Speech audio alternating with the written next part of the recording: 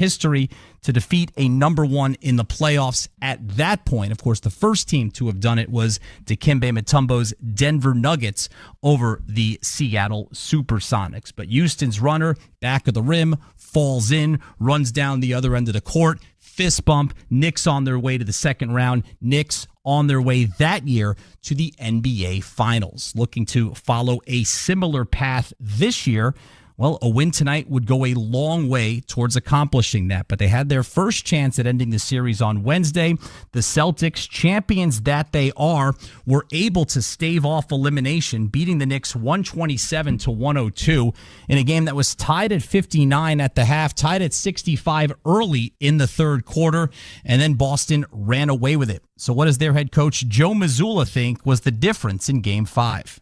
I think, we were able to maintain just our level of pace. We were able to maintain some of our shot making. We made some big-time shots down the stretch. But, I think the plays that go into winning, ending the quarter. We lost the first quarter last game 7-1, and I think we won the other 3 quarters after that, right? And so the things that lead to those momentum opportunities when you have a lead, offensive rebound threes, which we gave up 3 of them each in Game 1 and 2, leak outs at the end of the quarter. We gave those up to Bridges and Anunoby in Games 1 and Game 2. Unnecessary fouls, all those little things that give you points quickly and keep the clock stopped and add momentum to the team.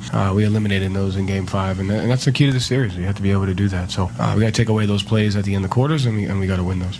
When the Knicks grabbed a 9-point lead in the second quarter, it was Jalen Brown who brought the Celtics back and tied it by halftime. Brown had a terrific all-around game in the absence of Jason Tatum. How much more important has Brown's leadership been these last few days? It's come from everybody in their own way, but I think Jalen is at the top of that. Just his communication, whether it's on the court, whether it's in film sessions, timeouts, does it with his defense. He's just an innate competitor that will do whatever it takes to win, and he used his gifts to be a great leader in different ways for this team. So, I commend him for stepping up, and we got to continue that. Now, the Celtics faced elimination in Game 5 at home. They survived. Now they have to do it again, but on the road and at Madison Square Garden in front of a raucous New York crowd. So is facing elimination different on the road as opposed to at home? I think the only thing that you have to anticipate is that you're going to get the Knicks' absolute best game. You have to be able to dictate the environment and, minimize those plays that we're talking about and then maximize the plays that we need to make through our execution and, and our toughness. So, but, they're obviously going to play better than they did last game, and we need to find ways to do that as well. That is the goal for the Knicks tonight. Stay in the know about all things postseason on our playoff hub. From purchasing tickets to our Crosstown Express schedule and more, head to Knicks.com/playoffs. When we come back on New York Knicks game night, Monica McNutt will join me. Her thoughts on the Knicks' attempt to close out the series tonight in front of the home crowd. I'm Pat O'Keefe, and you're listening to New York Knicks basketball on ESPN New York and the MSG Radio Network.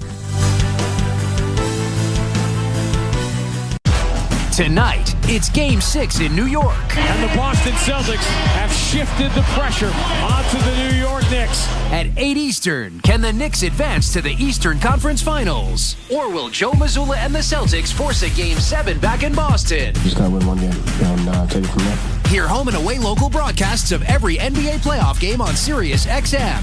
With nonstop postseason coverage on NBA Radio Channel 86 and the Sirius XM app.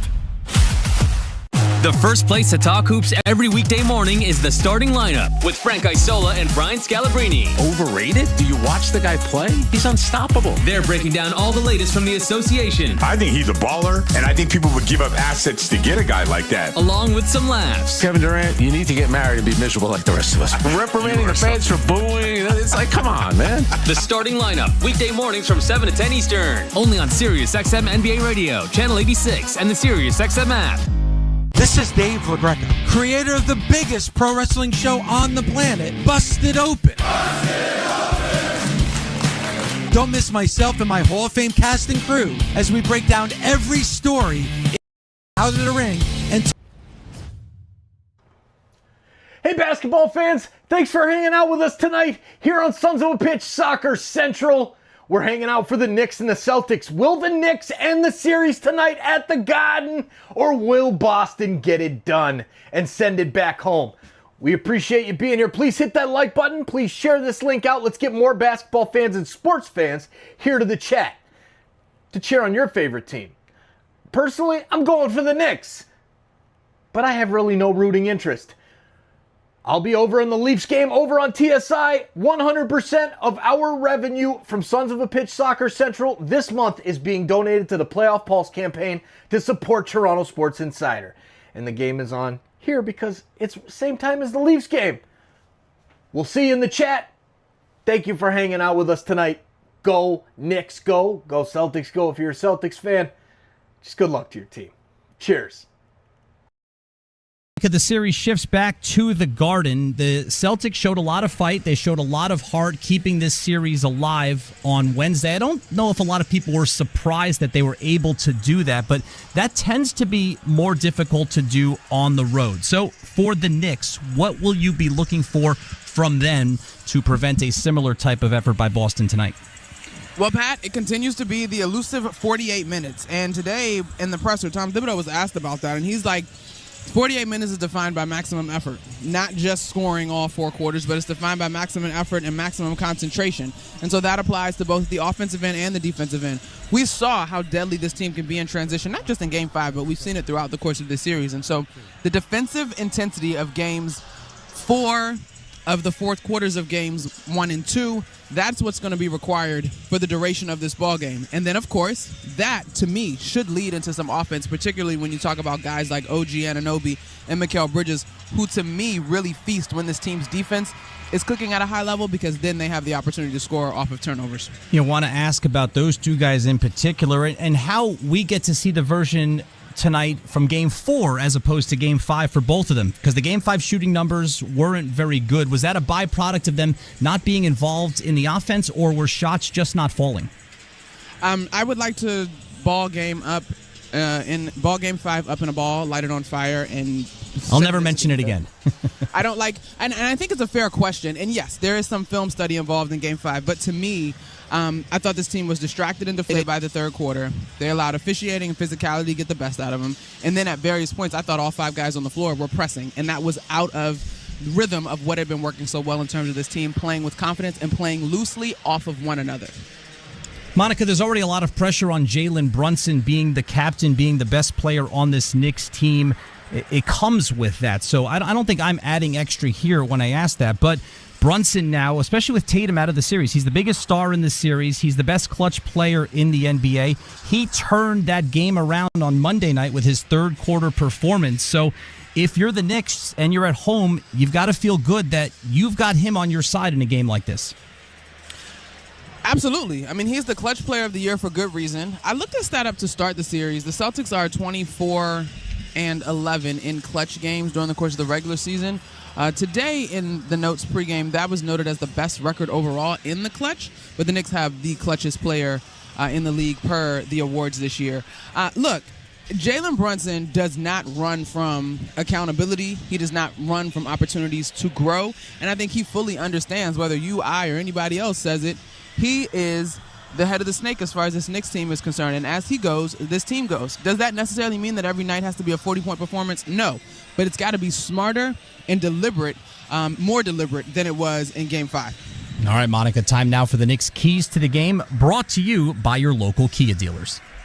All right, so, Pat, I'm still looking at the three-point line. The Celtics have hit 63s through the first 3 games, which is good enough to set a record. The record through 4 games is 77. Do I expect them to hit 17 threes? Well, if they do, I think that puts them in a good position. If they don't, that means the Knicks defense is flying around. So the three-point line continues to be a key, because on the flip side of that, the Knicks have to be able to hit some threes as well. And then I'm looking at transition opportunities. I will continue to say, and you know what? I'll make this a 2-part key, defense and transition opportunities. Joe Mazzulla has frankly said it. He talked about it today coming into the game. The small things, the little mistakes, the end-of-quarter decisions, the live ball turnovers, all of those things represent the margin for victory in this series. And the Knicks have to create some of those so that they can get out in transition. And then lastly for me, it's just going to be focused. You keep talking about the 48 minutes. This is a great opportunity to show up for all 48 and focus through it. I don't necessarily mean that you got to be lights out and shooting 60% in each quarter, but there is a level of focus to me that is required to close this thing out for the first time since '99 in front of these home fans, and they very much deserve it. Not to mention, you want to end tonight if you plan on advancing as the Indiana Pacers are laying and waiting. So the three-point line is my key. defense and transition opportunities, and then I'm going focus as my final key. All right, Monica, have a great call tonight. Thanks. Thank you. That was the Knicks Keys to the Game, brought to you by your local Kia dealers. Discover what happens when rugged capability meets true performance. Learn more at kia.com. Kia, movement that inspires. Picking up on Monica's point of focus, the last time the Knicks were on this floor, it was their best overall performance of the playoffs so far. Let's pause 10 seconds to allow stations to identify themselves on ESPN New York and the MSG Radio Network. NBA Radio on Sirius XM is available on your connected devices. Listen at home anytime you want with Amazon Alexa, Google Assistant, or however you stream in the house. York. And that'll do it for New York Knicks game night. Coming up next from Madison Square Garden, it is Game 6 between the New York Knicks and the Boston Celtics. The Knicks looking to close out this best-of-7 series and move on to the Eastern Conference Finals. Tyler Murray and Monica McNutt have the call, and I'll be back with you at halftime. Enjoy the game, everyone. I'm Pat O'Keefe, and New York Knicks basketball on ESPN New York and the MSG Radio Network continues after this timeout.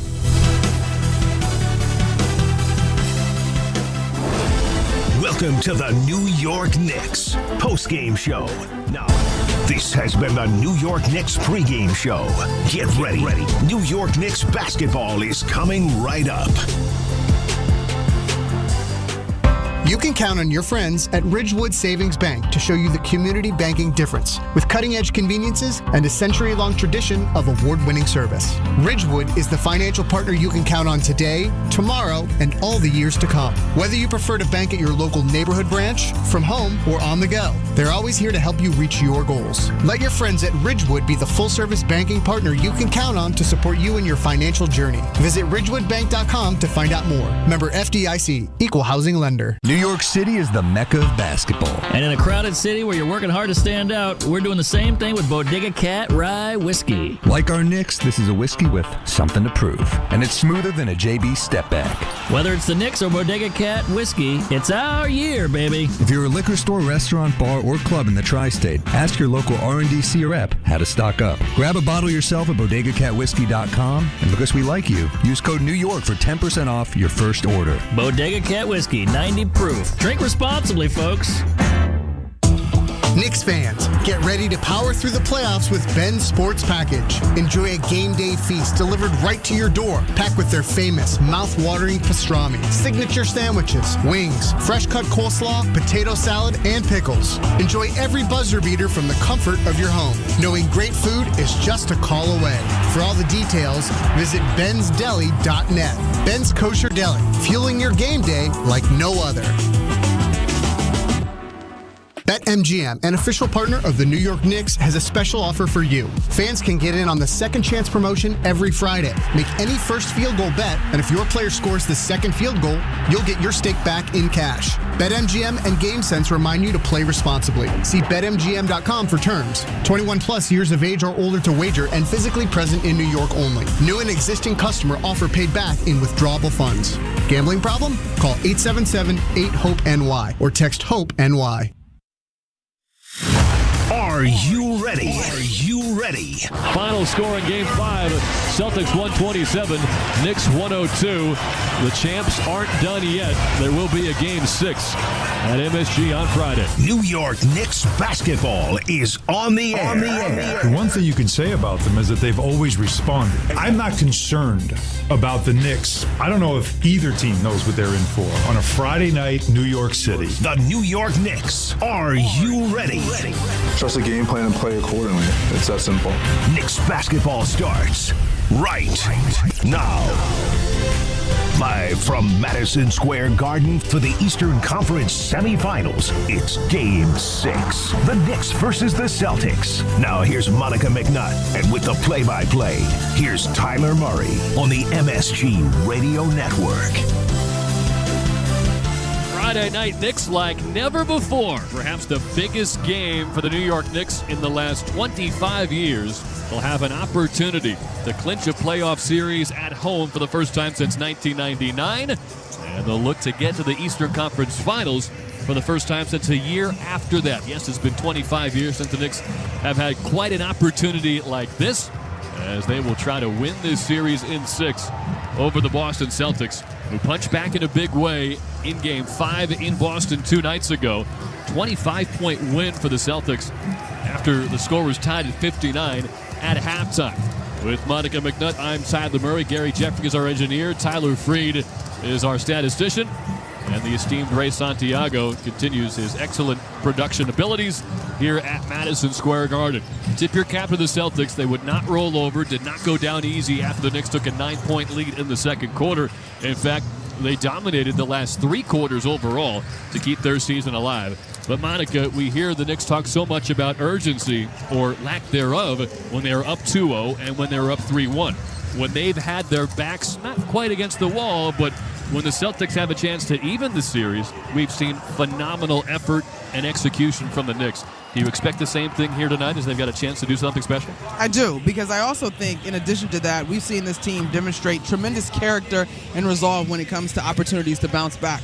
They've been 25-9 on the season after losses. In these playoffs, they've been 3-0 after losses, with Jalen Brunson in particular averaging 36 points per game. And so to me, they are those naughty little kids sometimes who have to touch the hot stove to learn their lesson, but they won't touch the hot stove again. Now, I say that in regarding the New York Knicks. However, Tyler, I have appropriate fear and respect for who this Boston Celtics team can be. In these types of opportunities under Joe Mazzulla, they are 6-1 in terms of staving off elimination. So tonight, by no means, is going to be an easy one. Yeah, the Celtics have won their last 5 games in this exact spot, facing elimination on the road.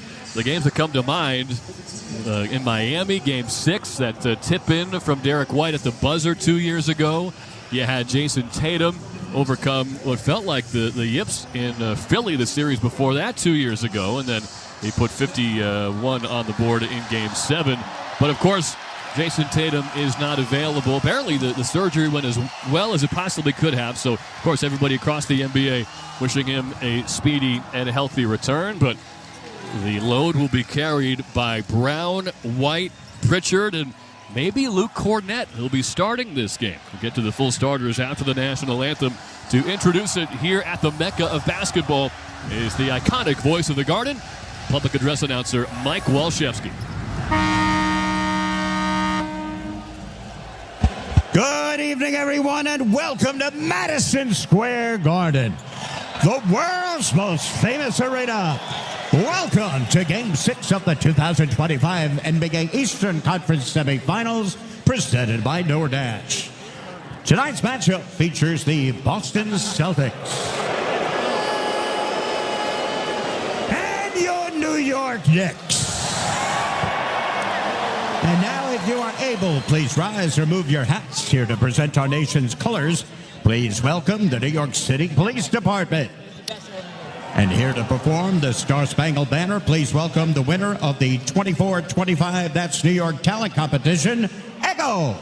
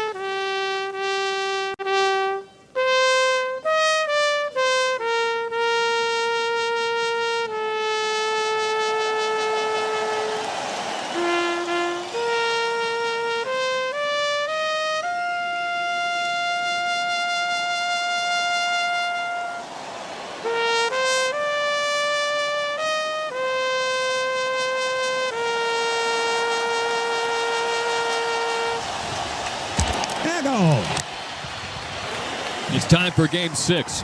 Knicks Celtics Friday night, Madison Square Garden. With a win, the Knicks are on to the Eastern Conference Finals, and they would host Indiana here on Wednesday. With a loss, we're going back to Boston for Game 7 on Monday. Time now for the officials, brought to you by London Jewelers. It's James Capers to lead the way with Tyler Ford and Ed Malloy in tow. Those are your officials, brought to you by London Jewelers. Visit London Jewelers today at any of their 7 locations, including the Americana Mall and the mall at Short Hills. Starting lineups first for the visiting Celtics, who have won 2 of the first 5 games in the series. It'll be Derek White and Drew Holiday in the backcourt. Our statistician Tyler Freak could not wait to tell me the stat today. Derek White leads all players in the postseason with 15 3-pointers in the first quarter. In this series, he was 1 of 5 in Game 1 from 3 in the first frame. But since then, he has made 11 of his 12 triples in the first quarter alone. Impressive stuff, and of course, the Knicks will have their eyes on him right off the opening tip. Drew Holiday a bit more aggressive in Game 5 with the absence of Jason Tatum. 14 points for him, his most since the series opener.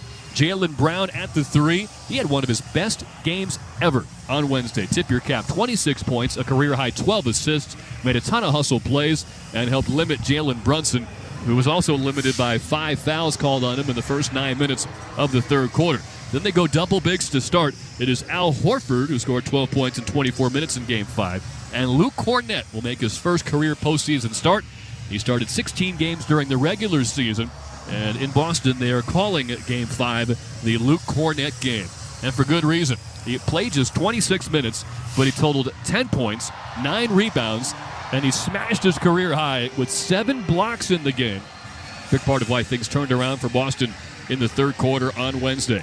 As for the Knicks, no surprises, starting 5 with Jalen Brunson and Mikal Bridges in the backcourt. Brunson needs one more 30-point game to tie Patrick Ewing for the Knicks franchise playoff record.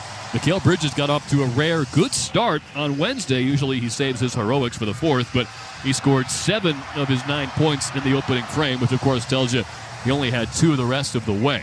On the wings, it's Josh Hart and OG Anunoby.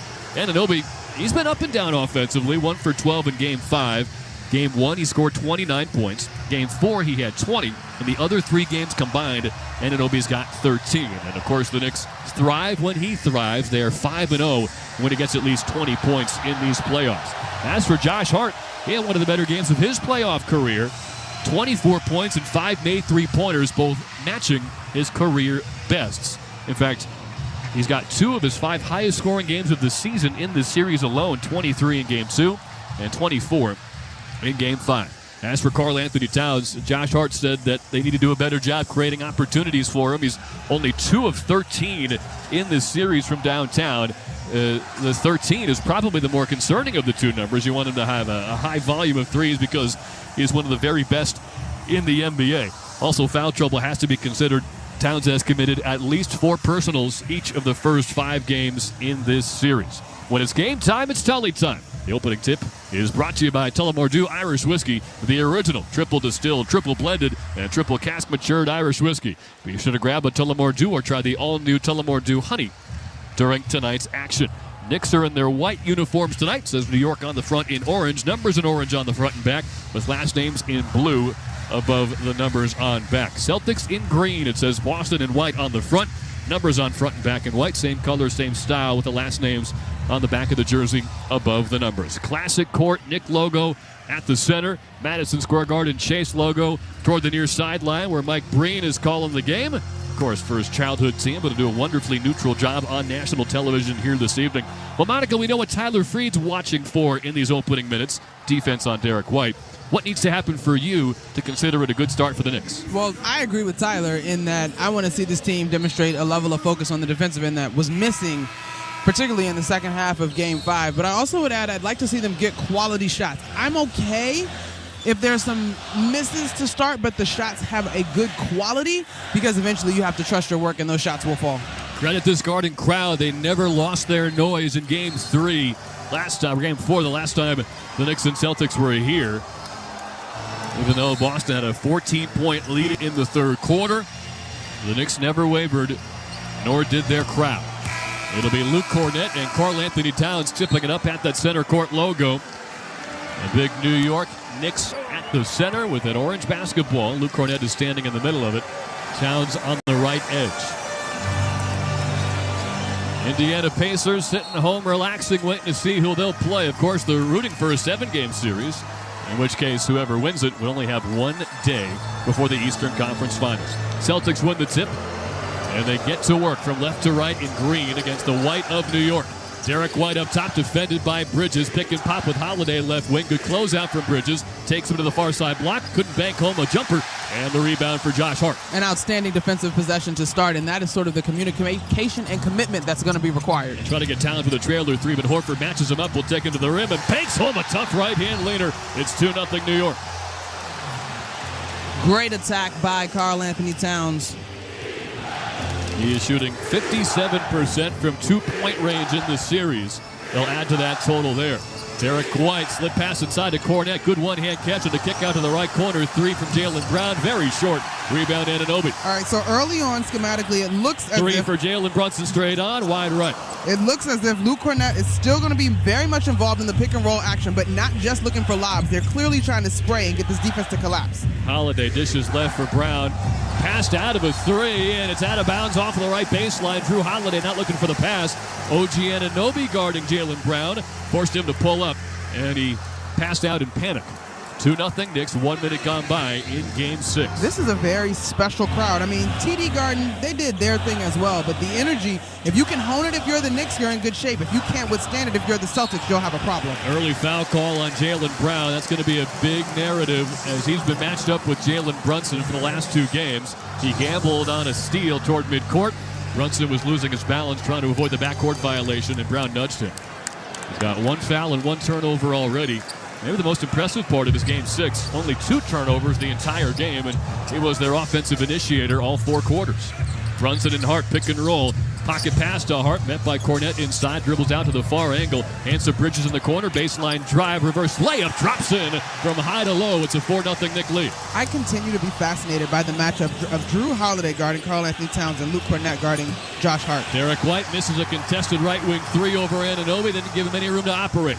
Josh Hart, high side wing, picked up by Cornette. That's the strategy, a big on Hart and a wing on Towns. Towns will take Holiday into the paint. Hart couldn't find him, though. Baseline cutter Brunson catches, dishes, far corner 3, Anunoby, too strong. And Cornette gets the rebound. That was a good-looking shot by Anunoby and a well-executed play by the Knicks. That's an example of playing off of one another. Holiday tying his shoe in the backcourt, 4-on-5 for the Celtics. It leads to a turnover. Cornette threw it away, stolen by Anunoby. Ahead to Hart, top of the arc, dribbles in a circle, hands to Towns at the logo. Good high closeout from Cornette. Towns pump fake, drive to the foul line, dish to Bridges, near corner 3. In and out. Cornette seals off Hart for the rebound, and then Josh Hart fouls him. 2 wide-open corner shots for both Bridges and Anunoby, unable to connect. It's 4-0 Knicks, 9:46 to go in the first. Both have good process in terms they were byproducts of dribble penetration. The shot from our bird's eye view here for Game 6. Bridges' shot was a little short. You could see that it was short. Anunoby a little long. Easy adjustments for guys that have been able to shoot the ball well through the course of this series for the most part. Knicks up 4-0, 0 for 3 from downtown. White on the right wing, inside to Cornette, catches, met by Towns, though, fumbled his dribble. They won't call a double dribble, though. They say Towns tipped it away, which is not true. Pass to a cutting White. He got fouled out for Boston. It's 4-0 Knicks, 9.5 to go in the first. Look, as a 7-footer, it's pretty obvious when Luke Cornette is traveling. I'm surprised that was a missed call, but Derek White, per Tyler Freed, our statistician's stats going into this one, he is a guy that's going to continue to be active. Brown nails a straight-on three-pointer. It's 4-3. Delay of game warning on the Celtics. The ball came out to midcourt. Brown entered Game 5 shooting 7 of 31 from downtown. He's now 4 of 6 since then. By the way, the first foul on Mikal Bridges is what led to that side out. Knicks ball from right to left. It's 4-3 New York. 9:15 to go in the first. Josh Hart at the top of the circle looking for help. Will hand off to Bridges out high. Drives on Cornette left side. Stripped by a reaching in Brown. It's off of Bridges' leg out of bounds, and the Celtics will take over. So Josh Hart is going to continue to have to look at the basket. He's shooting 38% from 3 in this series. Brown tried to dribble around Anunoby on the near side perimeter. Tough to do, so he has to go back to midcourt with White. Left side drive on Bridges. Scoop layup. No. Good contest at the rim from Bridges. Towns outlets to Hart on the move from right to left. Knicks don't have numbers. Hart got struck by Holiday. They'll call the blocking foul top of the circle. And Drew Holiday, who had 2 early fouls on Wednesday, picks up his first personal 3 minutes in. It is 4-3 New York, 8:51 to go in the opening frame. Josh Hart and Drew Holiday are probably some of the stronger guys in the league at their position. So that is certainly a bang-bang collision. You got to keep an eye on energy levels in this one for the Knicks. Obviously, the Celtics have gone a little bit deeper into their benches, and we'll see how that plays out. The last 2 games, the Knicks starting 5 has played the entire third quarter. Up top, Brunson picked up by Brown. Step back, pump fake, trying to find Towns on the far corner, but is tipped and stolen by Holiday. Ahead to Brown, Euro step, right-hand layup. Celtics lead 5-4. A 4-0 start for New York, but a quick response from Boston.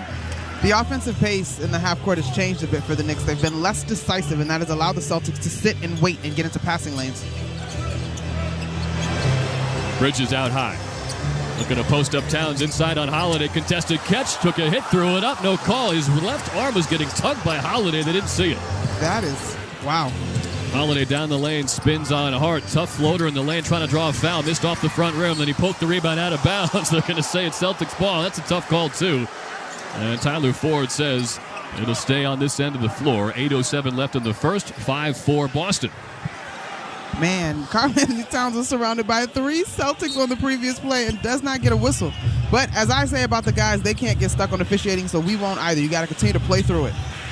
Pass to the right corner, tipped out of bounds by Bridges. 20 on the shot clock for Boston. They lead 5-4. 8:03 to go in the first.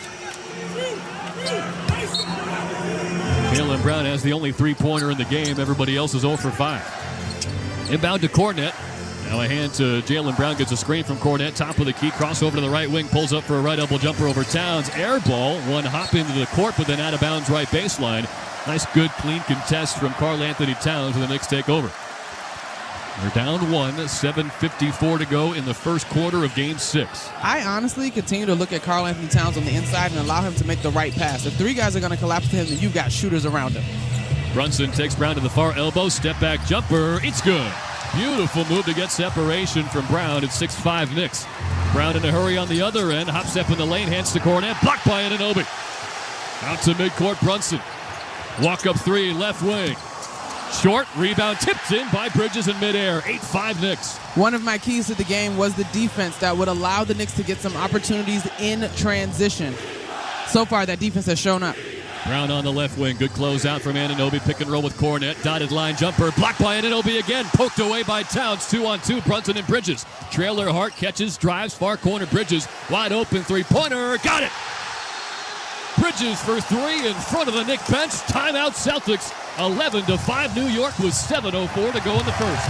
As high as enthusiasm is, Tyler, I'm watching, and I'm not sure if the Knicks are conserving energy or if we're going to have to keep an eye on their stamina levels through the course of this ball game. But the last 3 possessions, in fact, have been terrific examples of playing excellent defense and getting out in transition and sharing the basketball.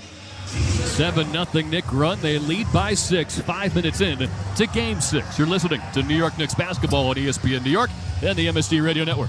Find out who will lift the FA Cup trophy this weekend on SiriusXM FC.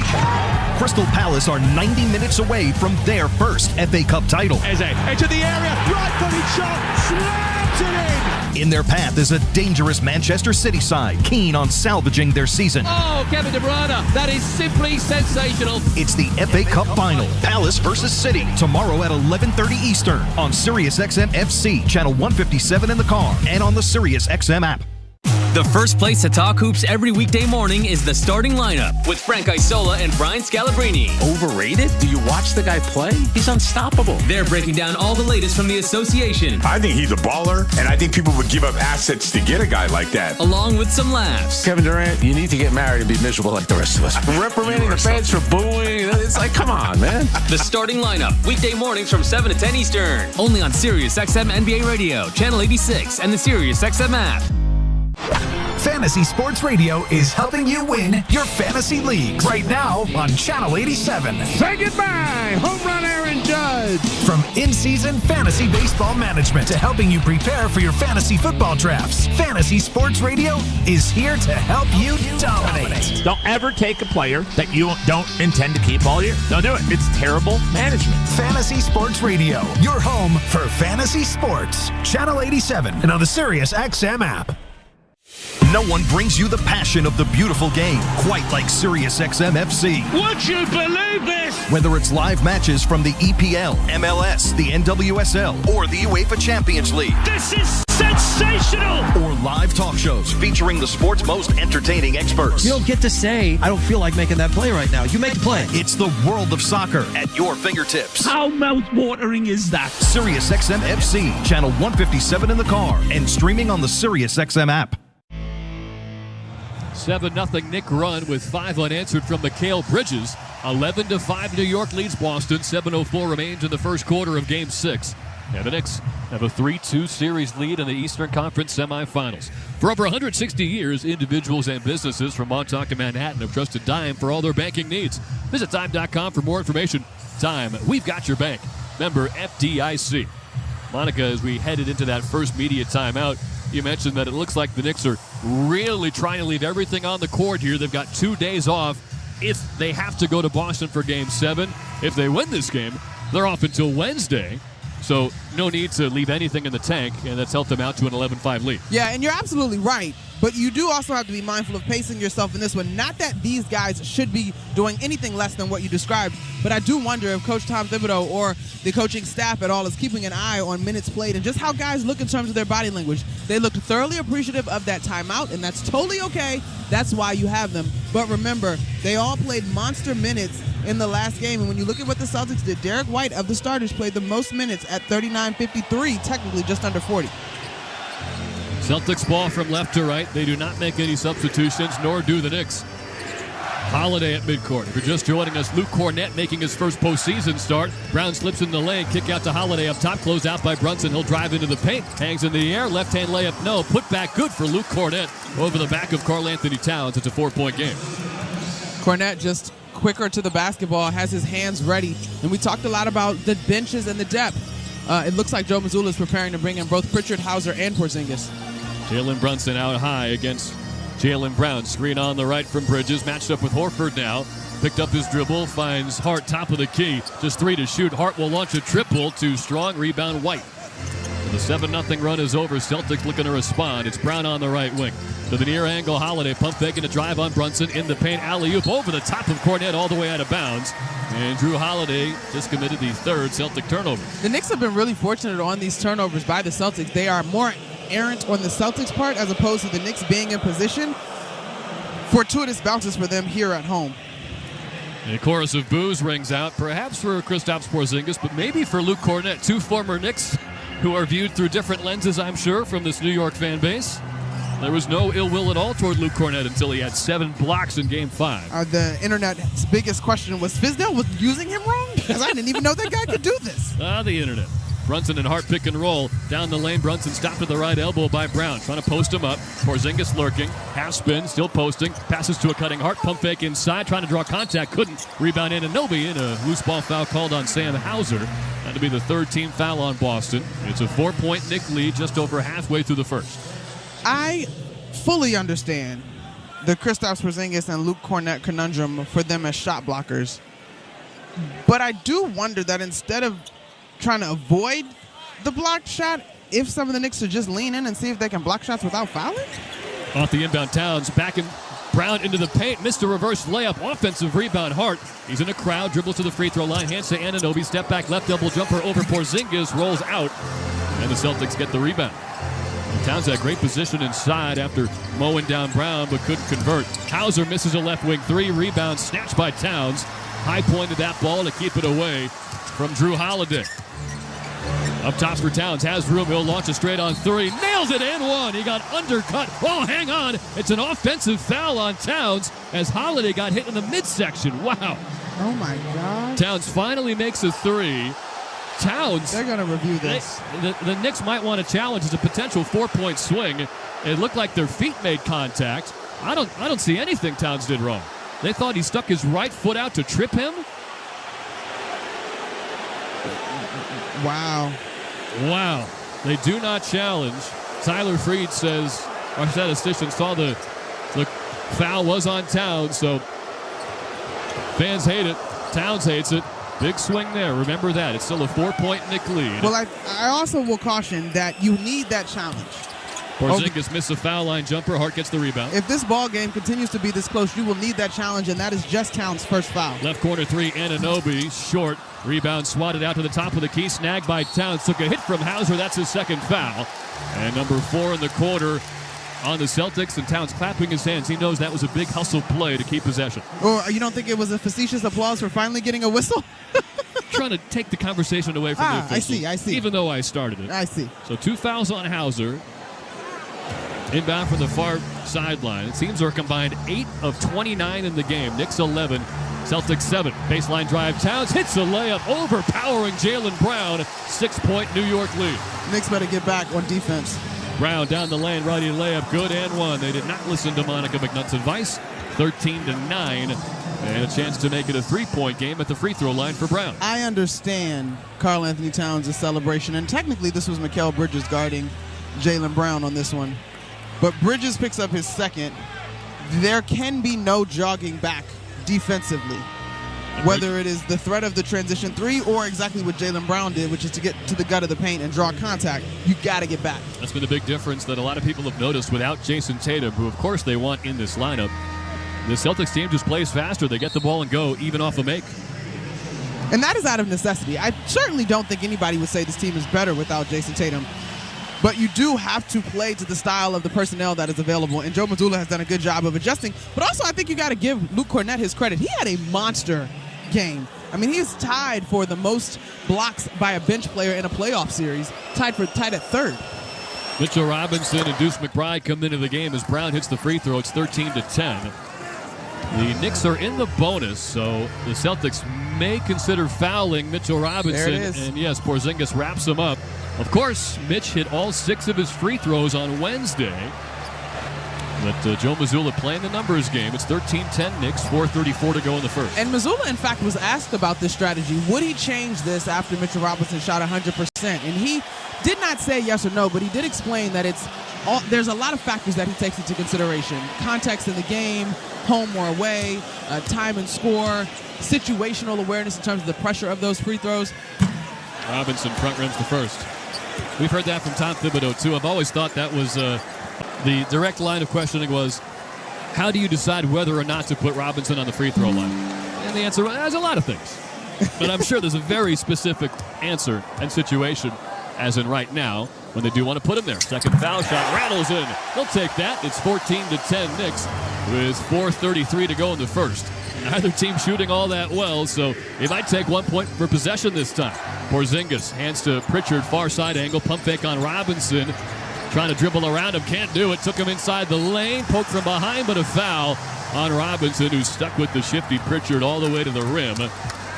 14-10 Knicks lead, 4:20 left in the first. That is their 4th foul. I actually think that's poor because Kristaps Porzingis had Deuce McBride sealed in the middle of the paint, and Peyton Pritchard decided to play with the basketball. Now, he draws a foul in this, but gee whiz in terms of maximizing your opportunities. You know what's interesting is during the regular season, they would give that ball to Porzingis every single time. He just hasn't had the ability to score in those spots during the series because whatever illness has slowed him down. Towns back in for Robinson, so Tom Thibodeau's not messing around with Hackimich. 2 to shoot, right wing 3, Brown, good over Towns, who couldn't quite close him out even though his only option was to shoot in that spot. 14-13 Knicks. Hart down the lane, finds Towns left wing. Quick trigger 3, too strong. Rebound Pritchard. You can tell they're trying to find more open looks from 3 for Towns. He is 0 for 2 so far. Brown right corner, baseline drive on Brunson. Now spins in the lane, kick out to Pritchard right wing. He'll take a 3 over McBride. Short, rebound Porzingis up top to a wide open Hauser. His 3-pointer off the front rim is swatted by Brown, collected by Hart. 3.5 to go first quarter, Knicks by 1. Towns has Hauser on him. They'll post him up far side. Back to a cutting Hart. Left corner, Anunoby takes his time and misses the 3 short. Offensive rebound, Towns. Put back, around and down. A 3-point New York lead. 3:15 to go in the first. This is the example of Karl Anthony Towns playing a physical downhill version of basketball. And I'm okay with the 2 threes that he's taken. Porzingis for 3. Front iron from the right wing. And Towns, he's averaging about 4 offensive rebounds a game. Hart coast to coast, shrugs off Pritchard, missed the layup. spun away and got it to Pritchard. They'll race ahead with numbers. Far corner three for Holiday. Couldn't tie the game in front of his bench. Rebound Towns. Knicks want to run. Outlet to Anunoby, right wing. Trying to break out of a cold spell. 1 for 12 on Wednesday. Up top to Towns. Long three. Wide right. Rebound Porzingis as Towns tries to find the rhythm. Towns seems to step out of his range. I get the trailing opportunity is one of the most coveted opportunities for a shooting big man. Porzingis knows that, and he does exactly that. Hits one from just outside the logo to tie the game at 16. Clapped his hands together as he finally sees one go through. He was 1 of 8 from three-point land in the series. Now, those were 2 valuable possessions for the Knicks that come up empty as you're fighting to maintain momentum in this ballgame. Towns muscling Brown to the rim, but the help defense comes over. Porzingis blocked it out of bounds. Towns wants a foul. It's not coming. 2:11 to go in the first. That brings us to immediate timeout. Feels like the Knicks are getting good looks.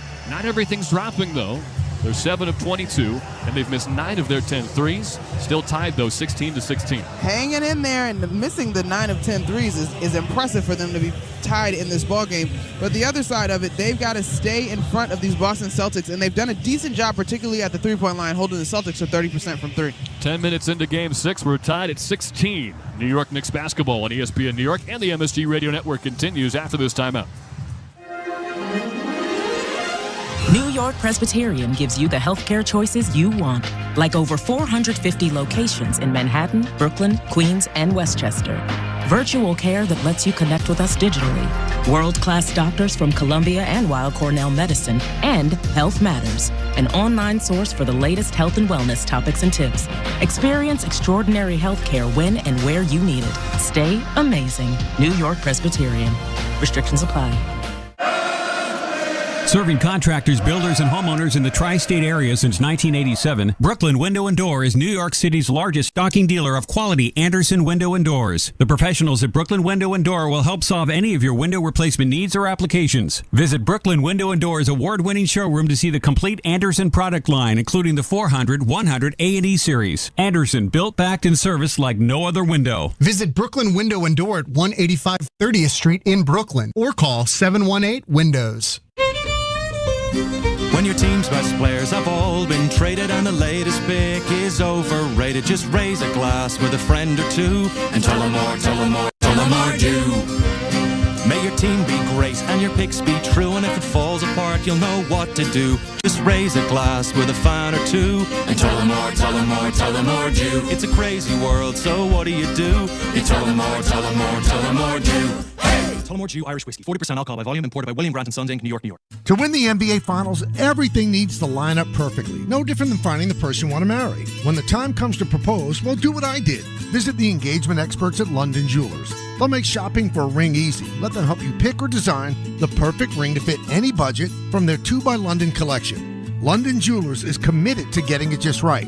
So visit London Jewelers today at any of their 6 locations, including Americana Manhasset and the mall at Short Hills. Mention I told you to stop by. You'll get the Michael K. treatment. 16-16 with 2:11 to go in the first. Time now for Owner of Free Throws, brought to you by Chumba Casino. The Knicks are 1 of 2 with Mitchell Robinson making one.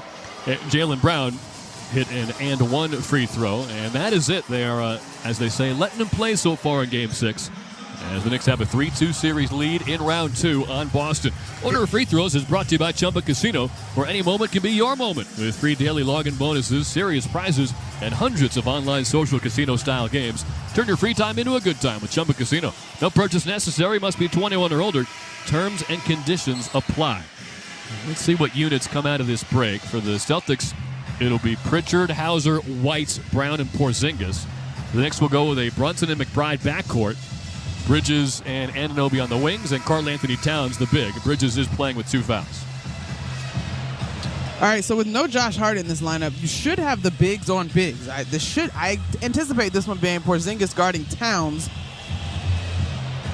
But you've got shooters on the floor, so the Knicks got to be willing. They got to hit some shots. You can't sustain a 1 of 10. Inbound comes to Anunoby in the near corner. Knicks on the attacking side. It's the left wing big man Karl Anthony Towns with a catch defended by White into Anunoby. Entry pass was tipped away near sideline by Sam Hauser. So the Knicks have just 3.5 to shoot. And apparently I misspoke because Derek White drew the assignment of guarding Karl Anthony Towns. Inbound to Brunson, back to Anunoby. A baseline drive and a jam at the end of the shot clock. Beautiful inbound play. Knicks by 2. A much better effort by the Knicks here to get back defensively. Brown forced the issue, and this time the Knicks were ready for it. Forced a bad pass and a steal. McBride, top of the arc. He's left alone but finds Towns. Pump fake to pass. Now dishes to Anunoby, who backs up in the near corner. Defended by Porzingis. How quicker those feet moving for KP. Step back, near corner 3, Anunoby. Very short. Offensive rebound, McBride. Back out to Towns, left wing, catch and shoot 3. Got it! Towns from downtown. It's a 5-point Knick lead. 90 seconds left in the first. OG Anunoby is still pressing just a tad to score, but his defense has been on par. He won't get the credit for the steal, the offensive possession for the Celtics, but he should. Anunoby 2 for his last 18 in the series. Porzingis at the logo. Pass to White. Fumbled the catch, got it back, and he'll bring it to the top of the arc. Pick and slip with Porzingis. White drives past Towns left side, hangs in the air, try to scoop it around to Kristaps Porzingis, but it's out of his reach, out of bounds. Knicks take over, 63 seconds left in the first.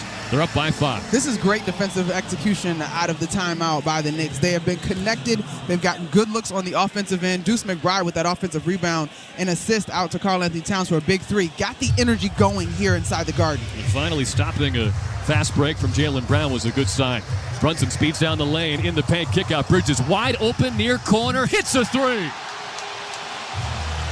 That's an 8-0 Knick run out of the timeout. We've hit the final minute of the first quarter. The Celtics are big in late execution at the end of quarters, so this is not the time to celebrate defensively. They've got to stay smart. Porzingis, left block, pump fakes Towns off his feet, but then Cat caught up to him. Porzingis in jail, turnaround righty hook, no. Offensive rebound, Horford, and he puts it back in off glass. Joe Mazzulla would consider that possession a win, and they will have an opportunity to score again.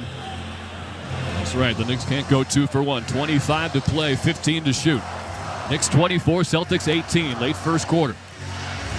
Brunson wants a screen from Anunoby to get Porzingis matched up. Near wing, double team comes. Skip pass to Towns, it's high off his fingertips. Caught it though, he'll attack the paint in the lane. Got hammered by Porzingis. Stop the presses, Karl-Anthony Towns got a foul call. He'll get to the free throw line with 10 seconds left in the quarter, and he's still on his back, waiting to get helped up by OG Anunoby and Deuce McBride. That is the second foul on Porzingis. Towns is back up, and at the basket to our left will take 2 free throws. It's 24-18 New York.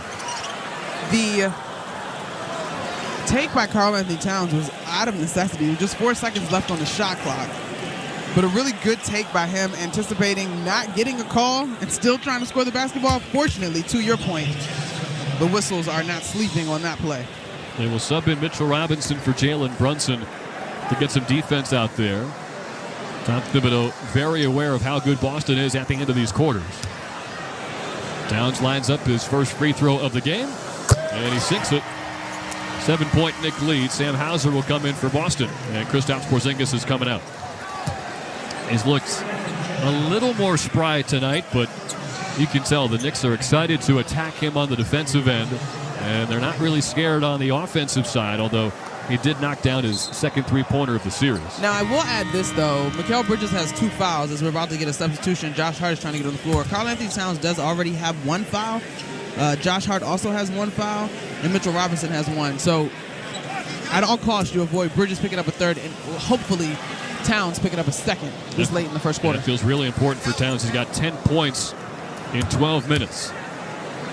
4 rebounds as well. Saw a three-pointer go down. Connects on both foul shots, so 11 for Towns. 9.9 to go in the first quarter. Inbound to Brown. He'll bring it across midcourt with 7. Sets up on the right wing with 6. Top of the key with 4. Spins right side. Hero step to lose Anunoby in the lane with 1.8. He floats one home. Beautiful move from Jalen Brown. It's a 6-point game. A terrific change of space and a great finish.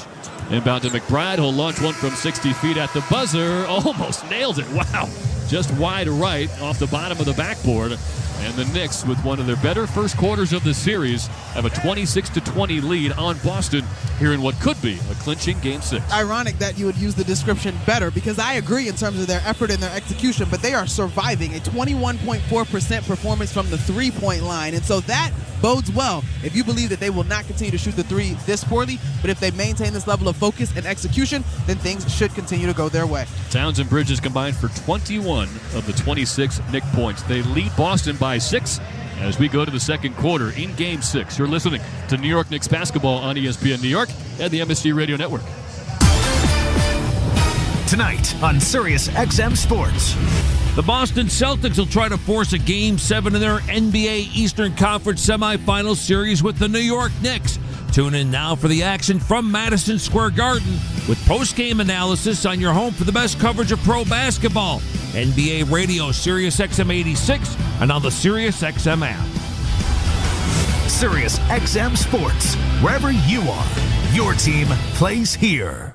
The first place to talk hoops every weekday morning is the starting lineup with Frank Isola and Brian Scalabrine. Overrated? Do you watch the guy play? He's unstoppable. They're breaking down all the latest from the association. I think he's a baller, and I think people would give up assets to get a guy like that. Along with some laughs. Kevin Durant, you need to get married and be miserable like the rest of us. Reprimanding the fans for booing. It's like, come on, man. The starting lineup, weekday mornings from 7 to 10 Eastern. Only on Sirius XM NBA Radio, Channel 86, and the Sirius XM app.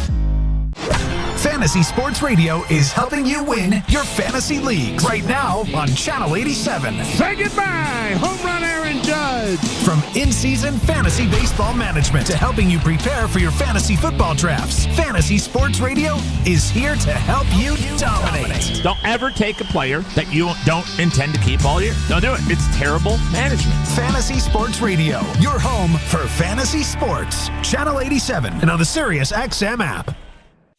No one brings you the passion of the beautiful game quite like Sirius XM FC. Would you believe this? Whether it's live matches from the EPL, MLS, Sensational! or live talk shows featuring the sport's most entertaining experts. You don't get to say, I don't feel like making that play right now. You make the play. It's the world of soccer at your fingertips. How mouth-watering is that? Sirius XM FC, channel 157 in the car, and streaming on the Sirius XM app.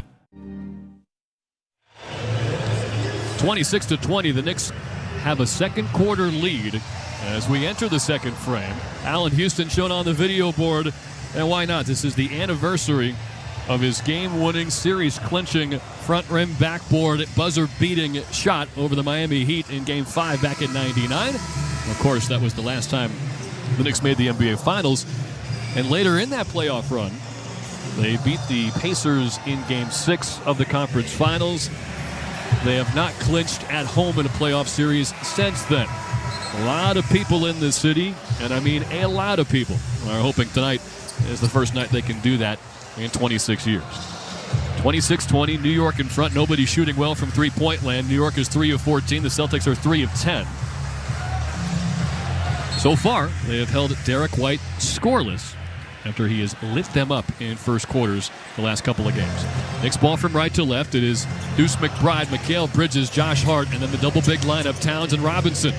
The plus-minus has dipped a bit the last two games for Towns and Robinson, but they're still dominant collectively for the playoffs and for the series. Hart will hand off to McBride. Catch and shoot right wing three. Nailed it. Deuce McBride has caught fire late in this series. He's given the Knicks a game-high 9-point lead. A perfect time for him to come alive, and he comes and steps into that one, leading with his right foot and turns and shoots over a Derek White contest. Degree of difficulty high on that one. Toward the end of the shot clock as well, they needed him to take that shot. Holiday lowers his head, dotted line, leans in. Tough lefty layup over the top of the backboard. Out of bounds on a good contest from Karl Anthony Towns. Knicks will take over. I tell you what, while Karl Anthony Towns has not gotten whistles I thought he deserves, the officials are letting these guys play on both sides of the floor. A total of 5 free throws shot in that first quarter. 1 of 1 for the Celtics and 3 of 4 for the Knicks. I think fans prefer that within reason. Bridges foul line, leans in, dotted line floater. No, got his own rebound, takes one dribble. Bank shot, good from the far side. Block it to an 11-point lead. There's going to be opportunity for Mitchell Robinson to get some alley-oops with Al Horford guarding him. Holiday behind the back pass to Horford. Passes up the left wing three. Hands off to White, who's matched up with Robinson. Dribbles toward the left point. Pull-up three-pointer straight on. Very short, all the way out of bounds. 31-20, Knicks with the advantage. 10:49 to go in this opening half. Do you hear it, LT? I feel it. Hear it? These fans coming alive. They're so hungry for a win.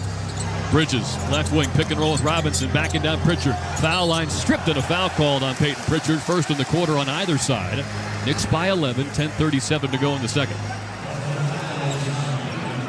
These are really, really valuable minutes as we talked about stamina over the course of this one. Jalen Brunson getting some much-deserved rest, and the Celtics are going back to their starting point guard and their leader tonight in Jaylen Brown. It almost feels like a reactionary move from Joe Mazzulla. They were hoping to get Brown some rest, but only off the floor for 90 seconds. And the Knicks are on an extended 15-4 run dating back toward the end of the first quarter. Towns backing down Holiday, far side mid-post. Fadeaway jumper, air ball from the right elbow. Brown came over on help defense. Derek White moves ahead. Right angle, Pritchard back to White. Good closeout on the right wing from Hart. On the other side, Holiday pump fakes and drives in the lane. One-arm hook pass to the far corner. And a good closeout from Mitchell Robinson. Brown's got nowhere to go. Ball in the air, stolen by Robinson. What a play. Outstanding defense by the Knicks. Hart near side angle. Thought about driving on White. Gets it back up top for Towns. Pump fakes a three to the foul line now. 2 steps in the lane and a scoop layup is good. It's a 17-4 New York run. Timeout Celtics. Knicks by 13. Karl Anthony Towns heads to the sideline and asks the crowd for some more energy. He had an interesting choice in terms of a fadeaway, a possession ago, and this time gets all the way to the rim and finishes through any uncalled contact. He's having a big game. Let's go back to that defense from Mitchell Robinson. Oh, my God. Well, first, let's rewind. Sorry, I'm cutting you off. Because even before that, you got Deuce McBride that hustled back because Pritchard was sprinting to the corner. Yes. Then you had Josh Hart fly over when the ball got reversed back to Derek White and disrupt that shot. Then the ball whips around, makes a pass, and then to your point, Mitchell Robinson is the third excellent effort on a play. Jalen Brown thought he had all day, took a casual dribble to set himself up, and only put himself in the corner death trap versus a 7-footer in Robinson. It looked like yet another wide-open three for the Celtics, and I know fans are sick of seeing and hearing about him. So is Mitchell Robinson. He closed that gap in the blink of an eye. We'll take the break as Joe Mazzulla takes the timeout. Knicks 33, Celtics 20. Just 2 minutes gone by in this second quarter. New York Knicks basketball on ESPN New York and the MSG Radio Network continues after this timeout. BetMGM, an official partner of the New York Knicks, has a special offer for you. Fans can get in on the second chance promotion every Friday. Make any first field goal bet, and if your player scores the second field goal, you'll get your stake back in cash. BetMGM and GameSense remind you to play responsibly. See BetMGM.com for terms. 21 plus years of age or older to wager and physically present in New York only. New and existing customer offer paid back in withdrawable funds. Gambling problem? Call 877-8-HOPE-NY or text HOPE-NY. Spring has finally arrived, and if you think a new central air conditioning system is out of your budget, think again. Sloman's is here to change the game with our Spring Fling sale. We're now offering cutting-edge 18-SEER 2025 refrigerant-compliant R454B systems, expertly installed by our certified technicians, all at the lowest prices of the year. That's right, get started with 0 down, 0 payments, and 0 interest for 18 months. And we're including a comprehensive service plan for the first 5 years with annual system checks to keep your AC running smoothly all summer long. Servicing Nassau, Suffolk, and Queens County. Call Sloman's at 516-932-7000 for your free estimate. But hurry, these cool savings won't last. That's 516-932-7000. 18-month promo period, no payment, no interest, and no down payment offer. The offer is available through a third-party bank. On approved credit, interest is waived if loan is repaid in full during the same as cash period. Terms and conditions apply. Knicks fans, when deciding to take a charter bus, there's only one choice. That's Best Trails and Travel, New York City's premier charter bus company. Best Trails and Travel has the highest level of charter bus service in New York City and has been serving New York's leading corporations, professional sports teams, and private individuals for 30 years. They offer premier customer service and the newest fleet of buses in the industry. Whether you're traveling with family, friends, or colleagues, Best Trails and Travel guarantees you the ultimate traveling experience. Visit them at besttrailstravel.com or call 212-206-6974. Welcome back to Game 6 at the Garden. Total Ortho Express is a state-of-the-art orthopedic care center with 4 Long Island locations. They're open 7 days a week with extended hours so that their patients have convenient and immediate access to the care they need. Learn more at TotalOrthoExpress.com. With Monica McNutt, I'm Tyler Murray. The Knicks have a 33-20 lead with 2 minutes gone by in the second quarter on an extended 17-4 run. The combination of Karl Anthony Towns and Mikal Bridges outscoring the Celtics 25-20. In that lead, Tyler, they've got 16 points in the paint. I got to get the official answer on what counts as a fast break point as well. They've got 5 points in that category. We keep forgetting to ask the people about this. Left to right go the Celtics in green. Pritchard off the dribble. Long right wing three. Short. Rebound Bridges. Knicks have Bridges, McBride, Hart, Towns and Robinson on the floor. The double bigs out there against Pritchard, White, Holiday, Brown, and Horford. Anunoby about to check in. Largest lead of the series for the Knicks. They're up by 13. 9.5 to go in the second. Bridges one-legged fall away. Too strong from the free throw line. Offensive rebound, no. Hart was stripped by Horford. Robinson slow to get up. He's on the left side paint, so 5-on-4 the other way for Boston. Brown drives in the lane, dribbled off his foot, out of bounds. They couldn't take advantage. That is the fourth Jalen Brown turnover. He had just 2 all of Game 5. Mitchell Robinson caught, I believe it was Josh Hart's elbow or hip or something in his back. He hit the ground pretty quickly, but he seems to be walking it off as Karl-Anthony Towns actually heads to the bench. Yeah, left side of his back. It will be McBride, Bridges, Hart, Anunoby, and Robinson. Knicks have just 3 turnovers as a team so far, compared to the 4 for Jalen Brown alone. From right to left, New York operates up 13. 3 minutes gone by in the second quarter. Cornette defending Bridges, who pulls up for 2. Off the heel, no from the far side mid-range. Contested rebound. Brown worked it away from Hart. Almost lost it out of bounds again, but Brown able to recover. You see the Knicks, Josh Hart in particular, pointing and communicating, making sure guys know who their defensive assignments are. Derek White drives down the lane and scoops home a left-hand layup to get on the board for the first time. Now, these minutes right now without Jalen Brunson are usually something we see a little bit later in the game, oftentimes in the fourth quarter. Mikal Bridges has had the ball in his hands a lot. Brunson only had to play 33 minutes on Wednesday. Anunoby near corner 3 off the catch. Nails it! OG Anunoby was 0 for 4. He hits his first three-pointer, and the Knicks lead by 14. Derek White at the circle. Looking for a help. Gets it at midcourt with Jalen Brown. Screen from Cornette trying to get Anunoby off of him, and Robinson will have to take the matchup. They left Al Horford alone. Far side mid-range jumper is good. Josh Hart got lost in the sauce. It's a 12-point game. I believe that was a back screen that Hart got hung up on, and again, another guy with terrific accountability. He kind of shook his head after that one. Deuce McBride directing traffic. He wants a screen on the right wing from Robinson. Pick and roll at the foul line now. McBride backing down White. Half spin, bank shot. Gets it to go from the near baseline. It's a 14-point game again. 7:42 to go in the second quarter. A beautiful kiss off the left side of the glass. McBride has 5. Derek White, top of the key. Walk-up three-pointer. Trying to draw some contact. No call. Rebound Anunoby. Midcourt outlet to Hart. 2-on-1 with Robinson. Trailer Bridges. Pass was behind him in the far corner. He would have had a wide-open 3, but instead, it's the 4th Knick turnover. Give Al Horford credit because he hustled back, because immediately my eyes went to a potential oop for Mitchell Robinson. Oh, I still think that probably should have been the play because Al Horford was flat-footed, and I don't know if that old man respectfully could get up. Jalen Brunson about to check in. Derek White, left wing, screen from Cornette, trying to get away from McBride. Pick and roll, kick out left wing Brown, given room by Anunoby, and he couldn't take advantage, missed the 3. Robinson the rebound, hands to McBride.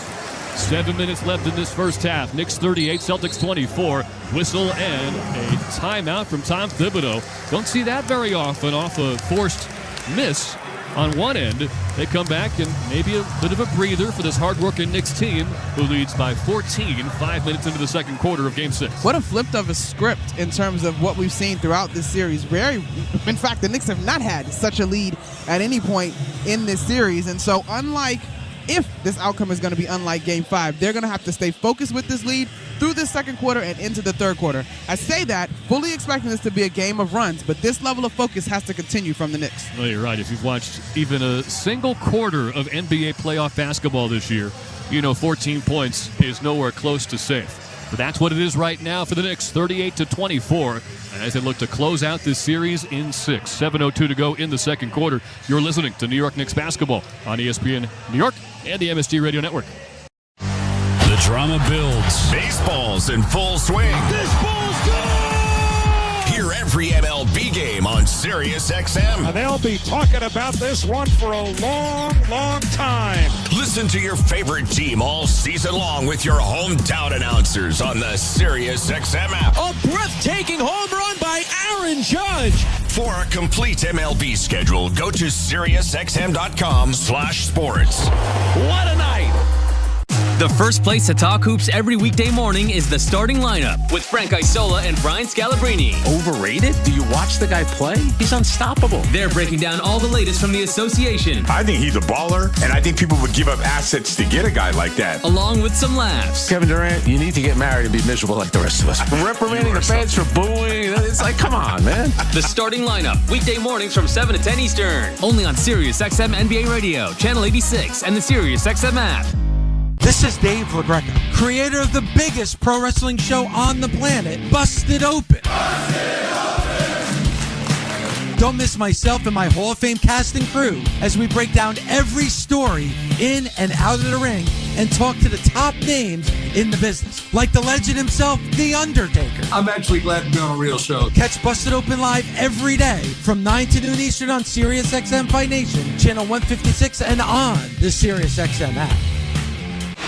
Fantasy Sports Radio is helping you win your fantasy leagues right now on Channel 87. Say goodbye, home run Aaron Judge. From in-season fantasy baseball management to helping you prepare for your fantasy football drafts, Fantasy Sports Radio is here to help you dominate. Don't ever take a player that you don't intend to keep all year. Don't do it. It's terrible management. Fantasy Sports Radio, your home for fantasy sports. Channel 87 and on the SiriusXM app.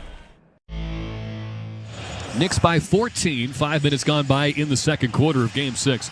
Bodega Cat Whiskey, a deliciously smooth rye whiskey founded by Mark Norman and Sam Morrill. Get 10% off your first order with promo code New York at bodegacatwhiskey.com or grab a bottle at some good wine in Manhattan. 38-24, Knicks lead the Celtics, 7:02 to go in the second. Another encouraging stat, Josh Hart has 5 assists. The Celtics as a team have just 4. It has helped the Knicks outscore Boston 12-4 in the second quarter alone. Well, per our terrific friends at ESPN's Sports and Information Group, the three continues to be a theme. The Celtics are 0 of 7 on open threes tonight, and in the first quarter, they went 0 for 3 off of passes by Jalen Brown, which obviously was extremely different from what happened in Game 5, where he notched up those 12 assists. A career-high 12 assists.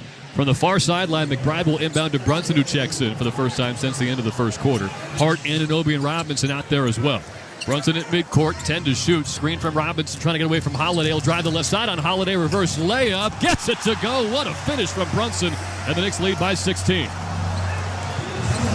Brown urgently across midcourt. Foul line, kick out. Cornette left wing, the only non-shooter on the entire roster. Commits an offensive foul. Moving screen. Brunson draws the foul.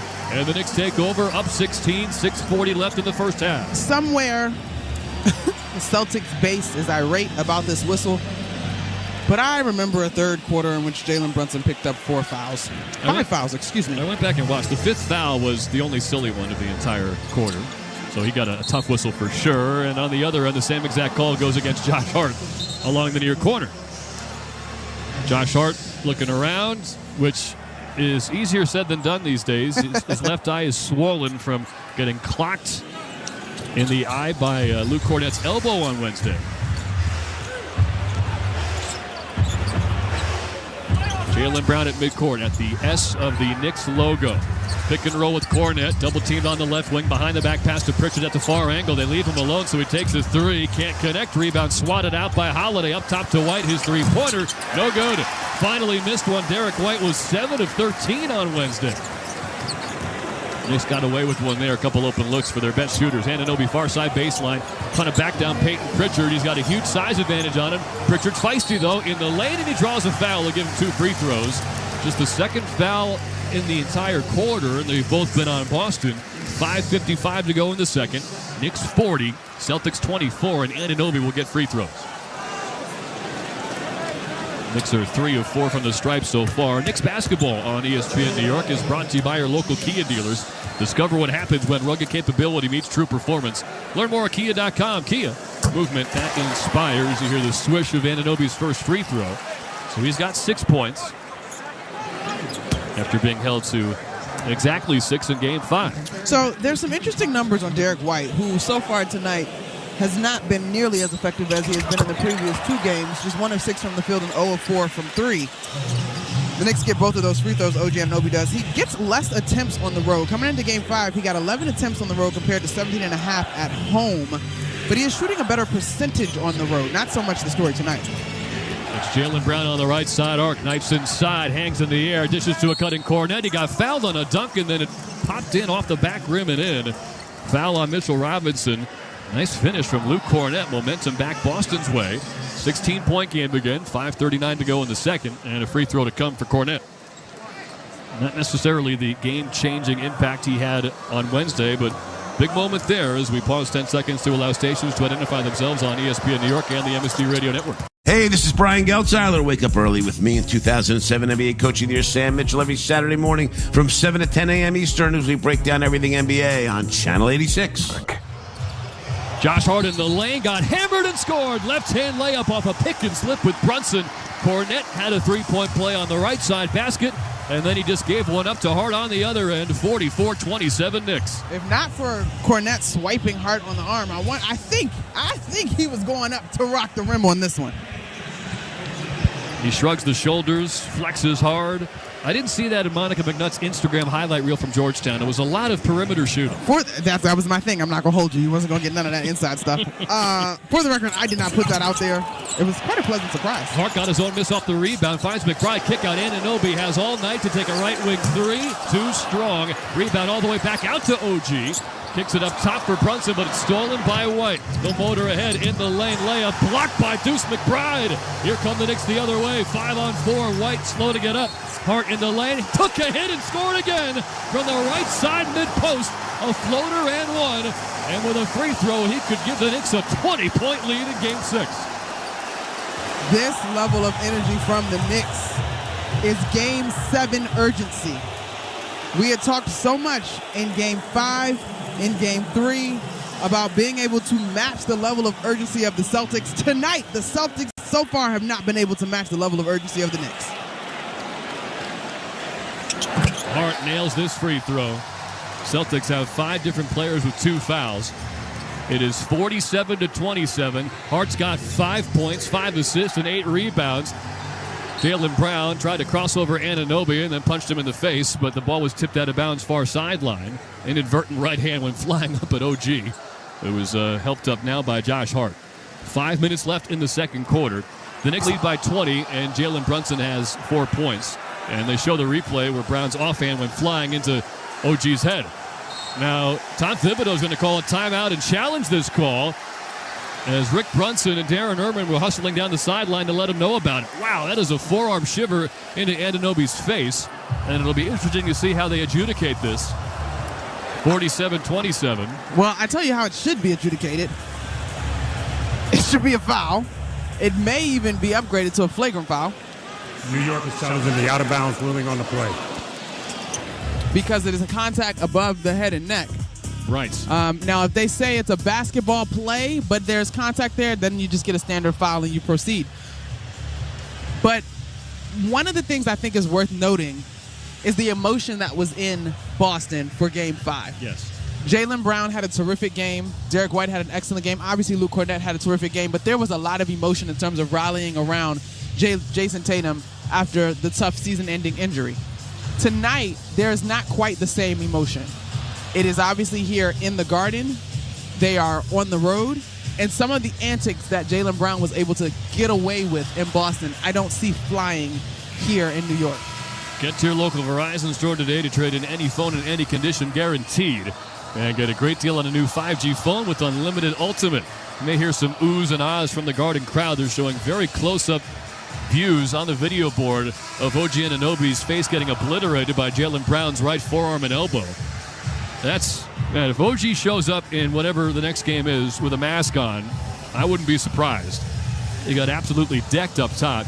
I think the ball was tipped off of his right fingertips before it went out of bounds, so it might stay Celtic ball, but you could also have an offensive foul, or I guess loose ball foul in this case, on Jalen Brown. And they're also thinking about making it a flagrant. They've got the flashlight pointed in his right eye from the training staff just to make sure everything's still operating well enough. If you're just joining us, you've missed a lot. 5 minutes left in the first half. The Knicks have their largest lead of the series by a mile. It's 47-27. Still not nearly comfortable enough to knock off the champs. Let's see. Following review, we have approximate foul on the play.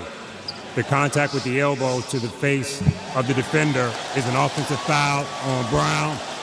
Therefore, we have a successful challenge. New York retains their timeout, and we have New York ball out of bounds in the backcourt with 24 on the clock. And weirdly, the most important part of that feels like the fact that they get to keep another challenge. If inevitably this gets tight late, they lead by 25 minutes to go, and now 6 different Celtics have 2 fouls. I would offer just as important is Jalen Brown picking up his second foul. He's a guy that plays off of emotion and energy, and as I so eloquently laid out prior to the ruling on the challenge, the energy right now is not in his favor. Now, he is a champion in this league, a finals MVP. I do expect him to gather himself, but if he has to navigate foul trouble, that is tremendously beneficial for the Knicks. You're one of the most humble people I've ever worked with, but calling your own words eloquent, Thank you. Is a new level. I'm feeling good. Inbound to Brunson. Knicks ball from right to left after another successful challenge for the best team in basketball at getting challenges right. Brunson speeds inside, left side post. Layup rattles in over Jalen Brown. 22-point lead. Jalen Brunson only has 8 points in this ball game. His lowest at a half was 6 so far this season. Pritchard turns the corner at the circle, backs up on Towns. Now to midcourt for White, who dishes left for Pritchard. They'll post up Porzingis on Hart. Far side mid-post. Faces up, pulls up, draws a foul. Couldn't bank it in. And that's a shot that he's made all year long. He'll get to the free throw line, but no three-point play. Knicks by 22 with 4.5 to go in the second, and that is the 3rd foul on Josh Hart. This is a tough call. I mean, Hart is he's in the... It's not even a landing. It's just a tough call. Porzingis is bigger and just literally reaches over Hart. You know what's interesting? Porzingis is so tall that when he brings his hands around to face up on Hart and then pulls the ball back, his elbow goes into Hart's back and almost vacuums him into his shooting area. So Hart is making contact as Porzingis shoots, but he was drawn in by those big, long elbows of Porzingis as he makes the first free throw. And that's just a really, really tough guard for anybody that is shorter than Kristaps Porzingis. I mean, a tough guard if you're looking him eye to eye. He's got an offensive arsenal in that way.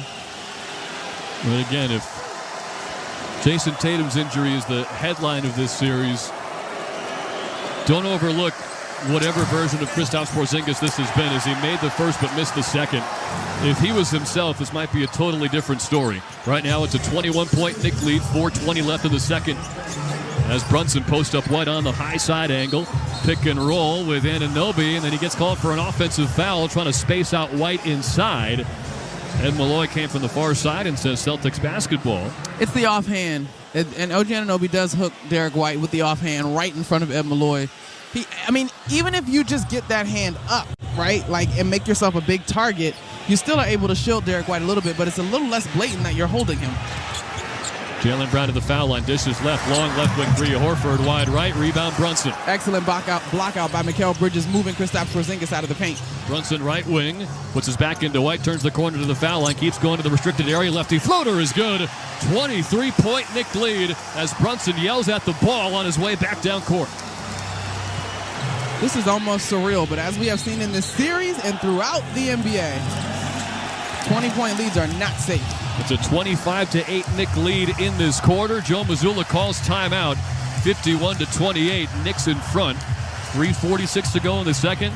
Monica, I'm going to make the point before you do. Tell me. End of the quarter. This is where the Celtics are so good and probably care more about these sequences than any other team in the NBA. You really have to make sure you continue whatever's gone right in the second quarter until the very end. Yeah, I agree. And I think I will be curious to see if Joe Mazzulla makes any substitutions in terms of trying to get some fresh legs or fresh energy out on the floor. We've seen this throughout this series. The Celtics rely so heavily on their three-point shooting. We know very well that through the first 2 games they shot just 25%, and tonight they're only 3 of 17 from the three, and it does not feel that they have an equalizer who can create some real separation and score, although Jalen Brown leads the way with 13 points. After him, though, nobody else has more than Luke Kornet's 5. The Knicks so far have achieved the balance that they've been hoping for all year, and we really saw it at its peak in Game 4 here 2 games ago. The question is, can they keep it going? They have seen themselves how frail a 20-point lead can be in this very series. Of course, they've been on the winning side of those big comebacks, but if there's one team that is not going to let their foot off the gas, it is this New York Knicks team, as they retake the floor up by 23 with 3:46 to go in the second. What's more impressive, Monica, scoring 51 points or holding the Celtics to just 28 to this point? Well, I'm going to go answer that question based on the context of last game. And I think the more impressive element to me is defense. I agree. Whistle off the inbound. And they're going to call, I believe, addition. And the Knicks will take over.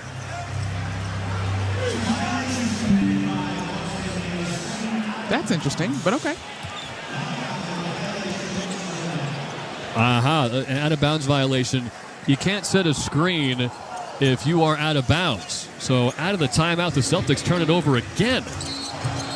Whistle before the Brunson three, and they'll call an offensive foul on Mikal Bridges, I believe, setting a screen. And that's his third personal foul. That could be a big deal as we've got a lot of basketball left to play. Look, this is the second time, not consecutively, but certainly in the last 5 possessions, the Knicks have picked up a foul, trying to screen and moves. Just set the screen and be still. Brown left elbow jumper. Anunoby reached in, and Brown nailed it off a pump fake. Anunoby flinched towards him, so he's got 2 fouls now, and Brown can make it a 20-point game with a free throw. You just talked this up, Tyler, in terms of how you finish a quarter. Particularly for the Celtics, obviously they look for momentum there, but the Knicks need to hold on to momentum. And these turnovers or fouls, which in my mind might as well be a turnover, this is not the way you want to finish this quarter. Bridges comes out with his 3 fouls. Mitchell Robinson will come in, so it's Brunson, McBride, Anunoby, Towns, and Robinson. Double big lineup against White, Holiday, Brown, Horford, and Porzingis. At the basket to our right, Brown's free throw is very short. Couldn't convert the 3-point play. Brunson speeds ahead at the foul line. Kick out McBride. Catch and shoot right wing 3. Short. Offensive rebound Robinson, but it's stripped away by Brown. He had good box out position here in that rebound as he walks up to the right wing. Takes a 3 over Anunoby. Almost airballed it. Grazing the front rim. Celtics are 3 of 18 from downtown. The Knicks have taken advantage so far. I'd like to see the Knicks come down and execute here. Brunson speeds past Holiday at the dotted line, dishes left, pump fake in the corner from Anunoby, takes his 3, short, rebound tipped by Robinson, now he's got it in his hands, kick out to McBride, finds Towns, all alone up top, and he missed a 3 too strong. Rebound Porzingis. I understand the analytics game you play at the 3-point line, but the Knicks have some opportunities to score in the paint here. Into Holiday, posting Brunson, catches, fades, missed the shot from the dotted line. Towns outlets the rebound to Brunson. Trapped at midcourt. Got to be careful. Didn't go over and back. And he'll get a pass from Towns to reset at midcourt. And frankly, the Knicks are fortunate that the Celtics have not been able to take advantage of these consecutive empty possessions. Pick and pop with Towns. Brunson keeps it. Snaps back, dribble straight on 3. He got it! Jalen Brunson's first 3-pointer. He's got 11, and the Knicks lead by 24. 2 minutes and change left before halftime. Brown looking for an answer. Marked by Anunoby. Backs up to midcourt. Screen from Holiday, who slips into the paint, catches the pass, and hits a right-hand layup. 22-point game, final 2 minutes, first half. Brunson's got 9 in the quarter after just 2 in the first. Anunoby hustles over midcourt. Celtics trying to set up a half-court trap. It hasn't worked his last 2 times down. Anunoby attacks the right side of the lane, hangs in the air, and got thrown down by Porzingis. A hard fall for OG. And he'll get 2 free throws. Porzingis has 3 fouls. Anunoby's got clocked in the face. He's got dragged down to the court. One of the strongest players in the NBA will get 2 foul shots with 1:46 left in the second. That was actually a Derek White foul, his first. This is what I mean, though, by the attack. Although Jalen Brunson hit the last 3, even though the Knicks were empty on the 3 previous threes until Jalen Brunson hit one, I do still think there's opportunity to put pressure on the Celtics defense. They seem a little bit frazzled and discombobulated. Plus, you go to the free throw line, everybody has an opportunity to take a deep breath. Anunoby, 1 of 7 from downtown. The one he made was huge, though, and he's connected on all 4 of his foul shots. 2 blocks in the early going to set the tone as well. Brown tried to cross over at the top of the key. Kicked away by Anunoby. Refs didn't see it. He'll take it coast to coast. Blocked by Brown on a layup, but dunked in on the follow by McBride. 26-point lead. OG Anunoby's effort defensively tonight has been tremendous. Jalen Brown wanted a kickball, but whatever the case is, OG Anunoby is involved, and it's a play that favors the Knicks. Mitchell Robinson grabbed Kristaps Porzingis on a pick and pop left side. It is the 3rd foul on Robinson. Can you break the will of the defending champions? You're up by 26. Not in the first half, you can't. I don't think so either, as Holiday took a power dribble outside the restricted area, got blocked by Towns coming over, but he was fouled first by Jalen Brunson. As Brunson's first foul. Free throws for Holiday. 58-32 Knicks with 1:20 left before halftime. I can bet you that part of the halftime instruction on the Celtics side will be to go at the Knicks defensively. Make the officials blow their whistles. And so the Knicks are going to have to be prepared for that, and that could be a little bit tricky. You've got Bridges and Hart both with 3 fouls. And Robinson, for that matter. Precious Achiuwa, with that in mind, is about to check in. Brunson across midcourt after both free throws from Holiday, make it a 24-point game. Brunson rejects a screen from Towns, double-teamed on the near wing, finds Towns up top, dribbles across the paint, right-hand layup, good off glass, and he's fouled. Karl Anthony Towns flexing underneath the hoop. He's given the Knicks a 26-point lead with a chance for one more. What a great play by Karl Anthony Towns. After not getting calls on his first few plays in the paint, he's really seemed to settle in and either accept his fate and focus on making the baskets, and now he's moved Providence in his favor. But he's been a terrific outlet here, especially as Jalen Brunson took a while to get going in the scoring column. 15 and 6 so far for Towns. And what's helped out Brunson is a great game so far from Deuce McBride. He came in with about 5 minutes to go in the first. He has not sat since.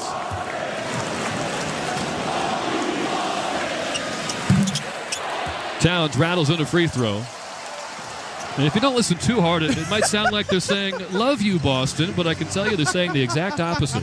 Final minute, first half, right corner 3 from Brown. That's good. Silencing the crowd and their R-rated chants. 61-37. Knicks still with the lead. Final minute, first half. This thing is by no means put away. I mean, it has been enjoyable if you root for the Knicks here in New York, but it is not done. Foul line, Brunson steps into the lane, hands to a cutting Achiuwa. Out to the far corner, McBride, rip-through move on White. Find out a straight on 3, wide left, and a line drive miss. Half a minute to go. Brown down the right side of the lane. Scoop layup, no, with a good contest from Anunoby. It tried the 2 for 1. It did not work. The shot clock is off, and the Knicks can hold for the final shot, and the fans know it.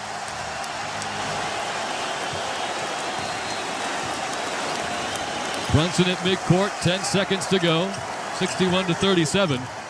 Screen from Anunoby, pick and pop. Near baseline drive. Brunson in the paint, hands to Towns. Lost it, got it back. Kick out McBride. 3 at the horn. Far corner, he drilled it. And the Knicks will take a 64-37 lead to the locker room in Game 6 against Boston. 4 Knicks players in double figures. OG Anunoby with a 9.6 rebound game, so just shy of double figures. And while Josh Hart only has 5 points, he's got 8 rebounds and 5 assists. This is a demonstration of the type of total team effort that gave this team a 3-1 lead in the first place and will be essential if they're going to close it out here in 6 at the Garden. We will say it until the final horn of the fourth quarter. This game is not over. The Celtics are dangerous, but the Knicks just had one of their best quarters of the season, outscoring the Celtics 38-17. There was traffic on just about every highway coming into the city here this afternoon and evening, so my understanding is Pat O'Keefe has abandoned his car. He crawled on his hands and knees to get here to bring you the halftime show in person. Knicks 64, Celtics 37, 2 quarters away from the Eastern Conference Finals. New York Knicks basketball on ESPN New York and the MSG Radio Network continues after this timeout. This copyrighted broadcast of the National Basketball Association may not be retransmitted, reproduced, rebroadcast, or otherwise distributed or used in any form without the express written consent of the NBA. Hear that? That's the beginning of a journey powered by the confidence that comes from driving a vehicle so reliable. It's backed by a 10-year, 100,000-mile limited powertrain warranty. Where your journey ends? Well, that's up to you. Visit your local Kia dealer today. Kia, movement that inspires. See retailer for warranty details. Always drive safely. Limited inventory available. If you think with your stomach, it's time to listen to your ears. Smashburger is calling you, sizzling for you, smashing 100% Angus beef patties all for you. The burgers are hot, the milkshakes are cold, the fries are crisp, and the next order up should and could be calling your name. But only if you listen to me, and your stomach, and your heart. Find the nearest Smashburger at smashburger.com. Yeah, it's another day, but what kind of day is it really? A day of doom scrolling? Laundry day? Nah, it's a White Claw day. Light and refreshing tasting, uniquely cold wave filtered. There's an iconic flavor for everyone. So grab a pack, grab your friends. Make the most of each day with those who matter most. When you're together with White Claw, every day is a once-in-a-lifetime experience. You just gotta grab it. White Claw. Grab life by the claw. Please drink responsibly. Hard seltzer with flavors. White Claw Seltzer Works, Chicago, Illinois. Hi, this is Evan Kripel from Charles Kripel Fine Jewelry, and I invite you to experience our flagship store in Greenville. Shop our unparalleled selection of fine jewelry in every category. Looking for diamond studs? Think Charles Kripel. Looking to get engaged or for that perfect wedding band? Think Charles Kripel. How about a brand new tennis bracelet or tennis necklace? Think Charles Kripel. Do you want the perfect piece of custom jewelry? Allow our design team to make your dream a reality. Visit us on the corner of Northern Boulevard and Glen Cove Road, or visit us on the web at charleskripelstore.com. You can count on your friends at Ridgewood Savings Bank to show you the community banking difference with cutting-edge conveniences and a century-long tradition of award-winning service. Ridgewood is the financial partner you can count on today, tomorrow, and all the years to come. Whether you prefer to bank at your local neighborhood branch, from home, or on the go, they're always here to help you reach your goals. Let your friends at Ridgewood be the full-service banking partner you can count on to support you in your financial journey. Visit ridgewoodbank.com to find out more. Member FDIC, Equal Housing Lender. New York Presbyterian, 50 locations in Manhattan, Brooklyn, Queens, and Westchester.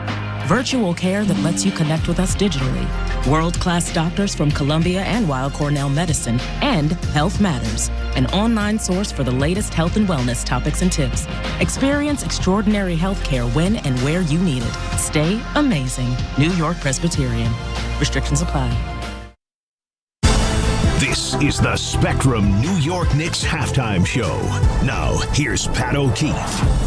Well, what a first half display that was for the New York Knicks, back in front of their home crowd on this Friday night, with a chance to close out this second round series and eliminate the defending NBA champions. A dominant effort for the Knicks so far, as they have a 27-point lead at the half. It is 64-37 here at the Garden in game number 6. As we welcome you to the New York Knicks halftime report, brought to you by Spectrum. This was a tight game in the first quarter. The Knicks and the Celtics, with about 4 minutes to go in the first quarter, in a low-scoring game at the time, were tied at 15. But the Knicks had a strong close to the first quarter. They led 26-20 after one. That's been a rarity in this series. The Knicks leading after any quarter, with the exception of the fourth quarter. And then they kept that momentum going into and all throughout the second. In the second quarter, the Knicks outscore the Celtics 64-37. And in the second quarter, outscoring them 38-17, and the halftime score is 64-37. Just a dominant effort on both ends for the Knicks, especially on defense. Now, we know all about the Celtics' three-point shooting. It is their biggest weapon. They hit 22 threes on Wednesday night in Boston, and nearly 45% from downtown. Tonight, a much different story. They are 4 for 19 and have connected on only 21% of their three-pointers. In fact, other than Jalen Brown, who is 3 for 6, the rest of the Celtics are 1 for 13 beyond the three-point arc. Derek White, who has averaged nearly 5 threes a game in this series, he's 0 for 4. Drew Holiday is 0 for 1. Peyton Pritchard and Sam Hauser are a combined 0 for 5. And Al Horford missed his only three-point attempt also. Meanwhile, for the Knicks, lots of contributors. And let's get to the best parts of the half, brought to you by Smashburger. Brunson rejects a screen from Towns, double-teamed on the near wing, finds Towns up top, dribbles across the paint, right-hand layup, good off glass, and he's fouled. Karl Anthony Towns flexing underneath the hoop. He's given the Knicks a 26-point lead with a chance for one more. Given the magnitude of this game, given what the Knicks did on Wednesday in trying to close out the series and being unsuccessful in doing so, this may have been Karl Anthony Towns' most impactful half as a member of the Knicks. He was simply dominant, especially inside. 16 points and 6 rebounds for Cat. 6 for 13 shooting, a perfect 3 for 3 from the free throw line. Towns leading 4 Knicks scorers in double figures as the Knicks lead 64-37. That was your best parts of the half, brought to you by Smashburger. With locations throughout the New York City area, Smashburger is ready to greet you with a variety of smash-to-order burgers, fries and sides, milkshakes, and more. To find your nearest location or to place an order today, visit smashburger.com. So the Knicks are 1/2 away from advancing to the Eastern Conference Finals for the first time in a quarter century. 64-37 is the halftime score. The Indiana Pacers await the winner of this best-of-7 series. And this Garden crowd, which has been into it even before the opening tip, is ready to explode. The Knicks, coming out of the locker room, just need to finish the job. Any concerns for the Knicks? I guess the biggest concern would be foul trouble because Josh Hart, Mikal Bridges, and Mitchell Robinson each have 3 personal fouls. The fouls started to pile up towards the tail end of that second quarter. That's the biggest concern for the Knicks, keeping all of their guys available and on the floor. Towns leading the way with 16 points. Mikal Bridges also got off to a great start. He's got 12 points, already surpassing his total from Game 5. Jalen Brunson has 11. He's been extremely efficient, but he's had tons of help and has not had to do nearly everything by himself. And what a lift off the bench again by Deuce McBride, who continues to hit three-pointers at a 50% clip in this series, including the buzzer-beating 3 at the end of the second to give the Knicks this 27-point halftime lead. McBride is 2 for 4 from downtown and has 10 points in 17 minutes off the bench. OG Anunoby still looking to find his shot, but a lot more aggressive tonight in taking the ball to the basket. Also a terrific defensive performance once again for OG Anunoby. He's only 2 for 10 from the field, but he has 9 points. And Josh Hart putting up a typical Josh Hart stat line with 5 points, 8 rebounds, and 5 assists. In fact, we should be on triple-double alert for Josh Hart as the Knicks and the Celtics get set to resume play here in the second half at Madison Square Garden. Rep the orange and blue with the latest pieces from the Knicks playoff collection. Head to Knicks.com to shop now.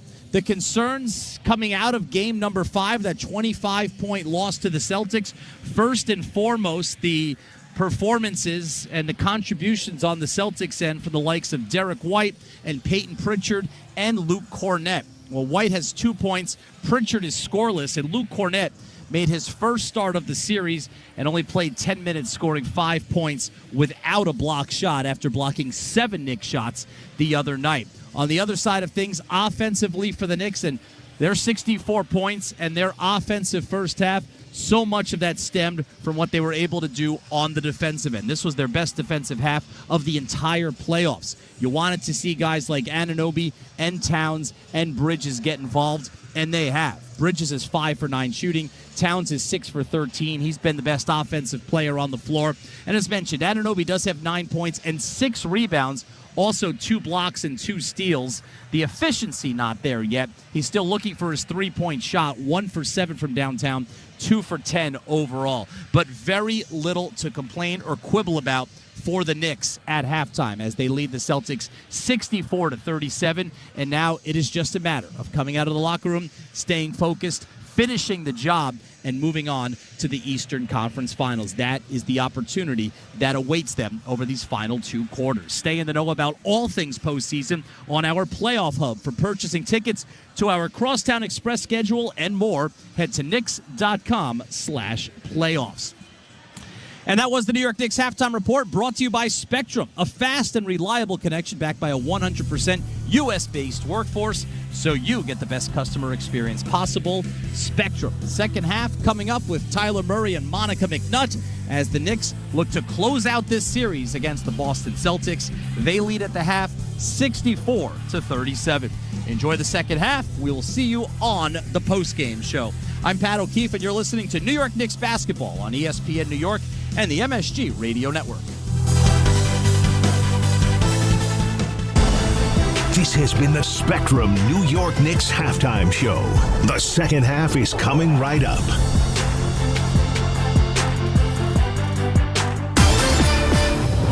tonight on Sirius XM Sports. The Boston Celtics will try to force a Game 7 in their NBA Eastern Conference semifinal series with the New York Knicks. Tune in now for the action from Madison Square Garden with post-game analysis on your home for the best coverage of pro basketball. NBA Radio, Sirius XM 86, and on the Sirius XM app.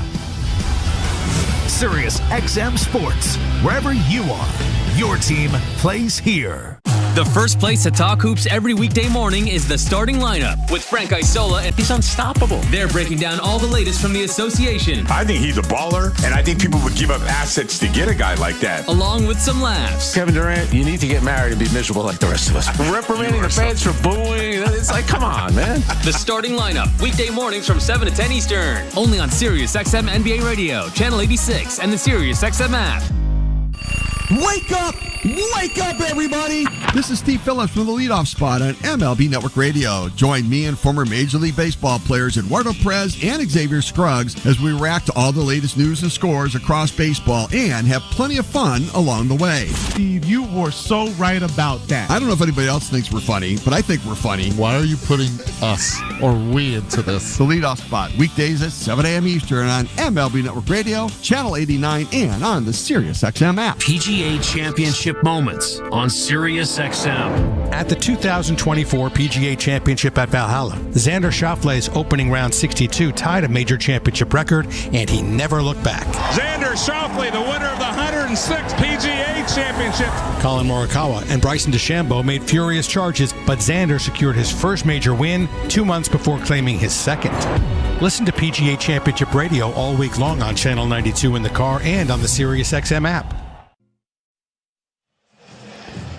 When it's game time, it's Tully time. The start of the second half is brought to you by Tullamore Dew Irish Whiskey, the original triple distilled, triple blended, and triple cask matured Irish whiskey. Be sure to grab a Tullamore Dew or try the all-new Tullamore Dew Honey during tonight's action.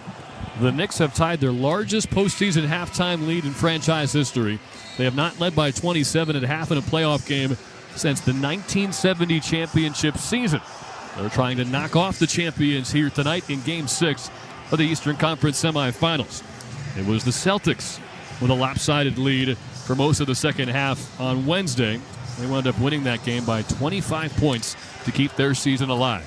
But now, in what the Knicks hope is a decisive Game 6, New York has a 64-37 lead. With Monica McNutt, I'm Tyler Murray, and a lot to break down from the first two quarters. One of my favorite stats that we've been handed is that when Deuce McBride first checked into the game, it was a 13-9 Knick lead. He stayed in from 5 minutes left in the first quarter all the way through the end of the half, and they extended the lead from 4 to 27. And I think you're seeing the version of Deuce McBride the Knicks need if they want to take this thing all the way. Without question, Tyler, he's 4 of 6 from the field tonight. He's got 2 rebounds, an assist, and a blocked shot. He's just made energy plays. But I also want to call out the entire roster because while he is one of 4 guys in double figures, you got OG Anunoby sitting at 9 and 6 rebounds. The collective effort, the collective attention has been so on point so far in this one for the New York Knicks. Now the challenge is that will need to continue in the third quarter because the Celtics, I imagine, will come out with renewed faith and strength in terms of trying to cut into this deficit and keep their season alive. The Knicks will have the ball to begin the half, and the Celtics are picking up full court. Inbound to Bridges. Knicks in white, Celtics in green. From left to right goes New York. These first few minutes feel essential in the third quarter. It was an ugly third on Wednesday in Boston. Josh Hart on the near side angle. Faces up on Cornette into Anunoby. Catches, shoots, and scores right outside the restricted area. 66-37 Knicks. And Josh Hart flashes a thumbs up to Anunoby. The Knicks are nearly doubling up the Celtics on their paint points. That's now 34 points in the paint to just 18 for the Celtics. Jalen Brown left point, off the dribble 3. Too much, popped way up in the air. Rebound swatted by White off the hands of Towns and then fumbled by Cornette. Brunson's got it. Midcourt outlet to Bridges. Saunters to the right wing. Hands off to Hart near corner. Up top for Towns. At the logo. Dishes left. Anunoby pump fakes a left wing three. In the lane. Got hit and scored. OG Anunoby with 4 straight points to begin the third quarter. And a chance for a free throw with the Knicks leading by 31 in the opening minute of the third quarter. He's already gotten up 7 3-point attempts in this one is OG Anunoby. He's only hit 1. So I love this decision not to settle for a 3, which probably would have been a decent shot. Gently contested, but continuing to add to that points in the paint number. His name chanted at Madison Square Garden, hits the free throw. So even with 1 of 7 from downtown, he's got 14 points in 22 minutes. Knicks are 5-0 this postseason when he gets at least 20. 69-37 New York. Horford passed up a near corner 3. He's going to back down Hart instead. Across the lane, righty jump hook, rolls around and out, rebound Towns. Knicks by 32.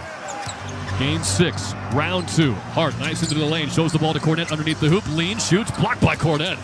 He had 7 in Game 5. That's his first of Game 6. On the other end, Brown stops in the lane, shuffled to feet, kick out to White, straight on three-pointer is good, and the Celtics are back within 29. That is the first 3 of the night for Derek White. He's now 1 of 5 from the three-point line. Of course, he made each of his first 4 three-pointers in both Game 4 and Game 5. Tonight, he missed his first 4. That's because the Knicks did not give him any room to operate. And, of course, that allowed him to not get in rhythm. Knicks ball from left to right. They're up 29. Brunson left wing has some room, but waits for Brown to pick him up. Screen from Hart off the dribble 3 for Brunson. Short. Rebound Holiday.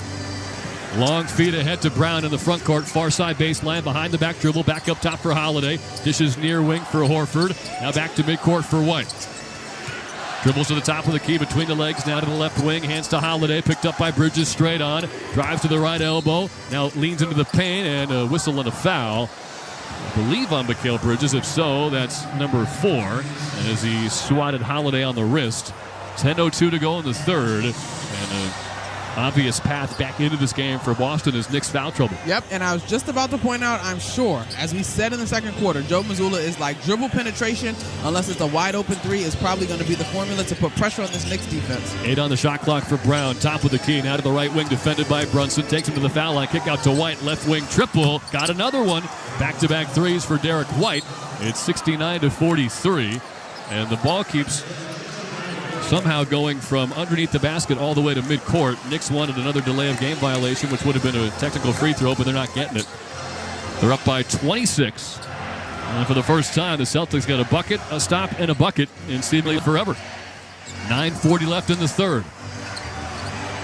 Oh, boy. Hart finds Bridges. Good defense off ball from Horford, but they get the pass to him. Now Brunson. Screen from Hart to get to the right wing. Double teamed. Finds Bridges top of the arc. He'll catch and shoot over Horford. Too strong. Long rebound. Tipped by Anunoby. Holiday's got it. From right to left comes the veteran guard, Drew Holiday. Top of the key. Thought about a 3. Goes to White left wing instead. He's failing it. Missed a 3 over Brunson this time. Good rebound for Josh Hart. He'll race ahead from left to right. He felt Holiday on his hips, so he slows up top of the key. For Anunoby, pass inside was kicked. It wound up with Bridges, and he nails a fall away from the middle of the paint. Celtics wanted a kick ball. The Knicks benefit from, I think, a non-call on Boston. Man, this has not been a beautiful display of three-point shooting for either team. The Knicks have knocked down 1 more 3 than the Celtics at 7, but they are plus 14 on the glass on rebounds. Brown pushed off, and for the first time all series, they call him for it. Shoving Brunson from the foul line all the way to the restricted area. Offensive foul on Brown, and the Knicks take over with a 71-43 lead. This is the energy that we talked about, right? The shift in venue, the shift in momentum. There is still a long way to go in this ball game, and that's Jalen Brown's 7th turnover of the night. But the Knicks need to continue to remain steady and execute smartly. Step back left wing 3 for Brunson. Nails it over Brown. 31-point Knick lead. Timeout Joe Mazzulla. 8:35 to go in the third. And just what you wanted to see. The Knicks extending their 27-point halftime lead. 10-6 the advantage since the break. It's 74-43. Now, if I were to flip the script, you got about 2 minutes to go before the Knicks would have begun their comeback when they were in this position earlier in this series. So again, I caution, this thing is not done until all zeros go across the scoreboard. But so far, the Knicks are putting together their best 48-point effort so far in this series. When you look across the scoreboard, the starting lineup, you've got 3 guys with 14 points. And then Karl Anthony Towns has 16. Josh Hart has 5, but obviously he's doing everything else you want to see. 9 rebounds and 6 assists. New York 74, Boston 43, with 8:35 to go in the third of Game 6, where the Knicks can close out the series and eliminate the defending champions if they keep this up. New York Knicks basketball on ESPN New York and the MSG Radio Network continues after this timeout. Get a double-digit bonus exclusively for Knicks fans from Food Bazaar Supermarket. Take $10 off of your order of $50 or more when you shop online at shop.foodbazaar.com. Plus, your first delivery is free. Go to shop.foodbazaar.com and use promo code FANSGET10 for the largest selection of international foods, an all-star lineup of the freshest meat, seafood, and produce, and $10 off of your first order of $50. Use promo code FANSGET10 at shop.foodbazaar.com. Serving contractors, builders, and homeowners in the tri-state area since 1987, Brooklyn Window & Door is New York City's largest stocking dealer of quality Andersen window and doors. The professionals at Brooklyn Window & Door will help solve any of your window replacement needs or applications. Visit Brooklyn Window & Door's award-winning showroom to see the complete Andersen product line, including the 400, 100, A&E series. Andersen, built, backed, and serviced like no other window. Visit Brooklyn Window & Door at 185 30th Street in Brooklyn or call 718-WINDOWS. Hey, Knicks fans, now at Verizon, they're locking in low prices for 3 years guaranteed on my plan. And you can get a single line for just $45 a month when you switch and bring your phone. That's their best price ever on unlimited welcome with auto pay plus taxes and fees. Guaranteed for 3 years. Because at Verizon, they got you. Visit your local Verizon store today. $20 monthly promo credits applied over 36 months with a new line on unlimited welcome. In times of congestion, unlimited 5G and 4G LTE may be temporarily slower than other traffic. Domestic data roaming at 2G speeds. Price guarantee applies to then current base monthly rate. Additional terms and conditions apply.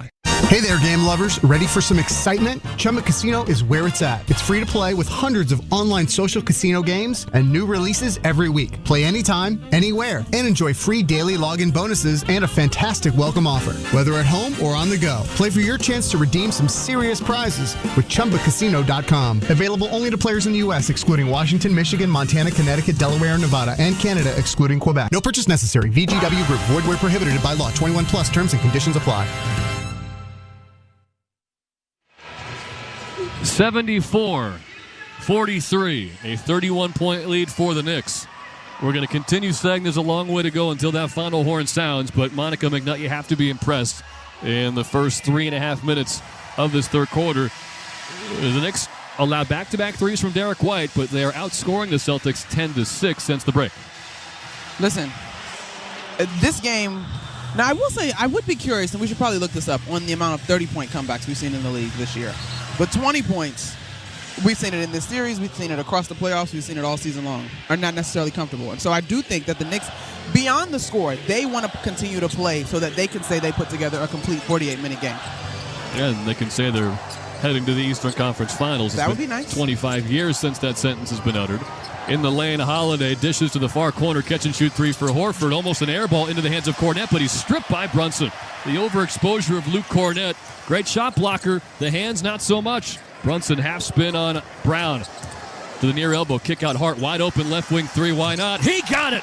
Josh Hart for three. And 4 minutes into the second half, the Knicks have a 77-43 lead. Josh Hart is actually shooting 38% from three on the series coming into tonight, so why not is right.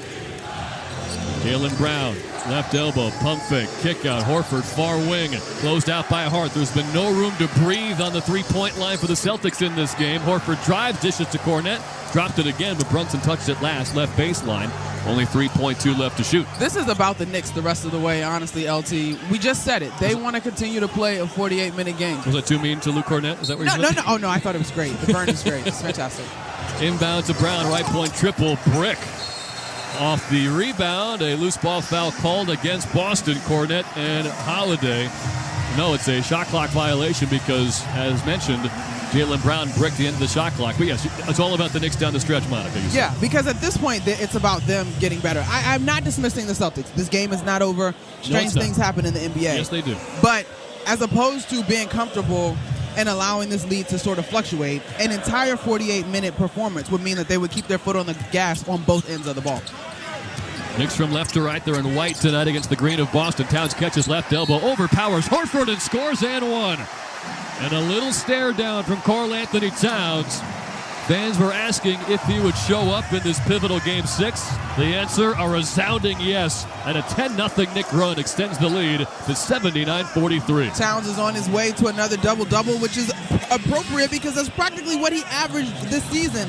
Just 3 rebounds away as he's sitting on 18 points. I continue to be thoroughly impressed with how connected this team has been, getting back to playing off of one another and doing it at the highest level.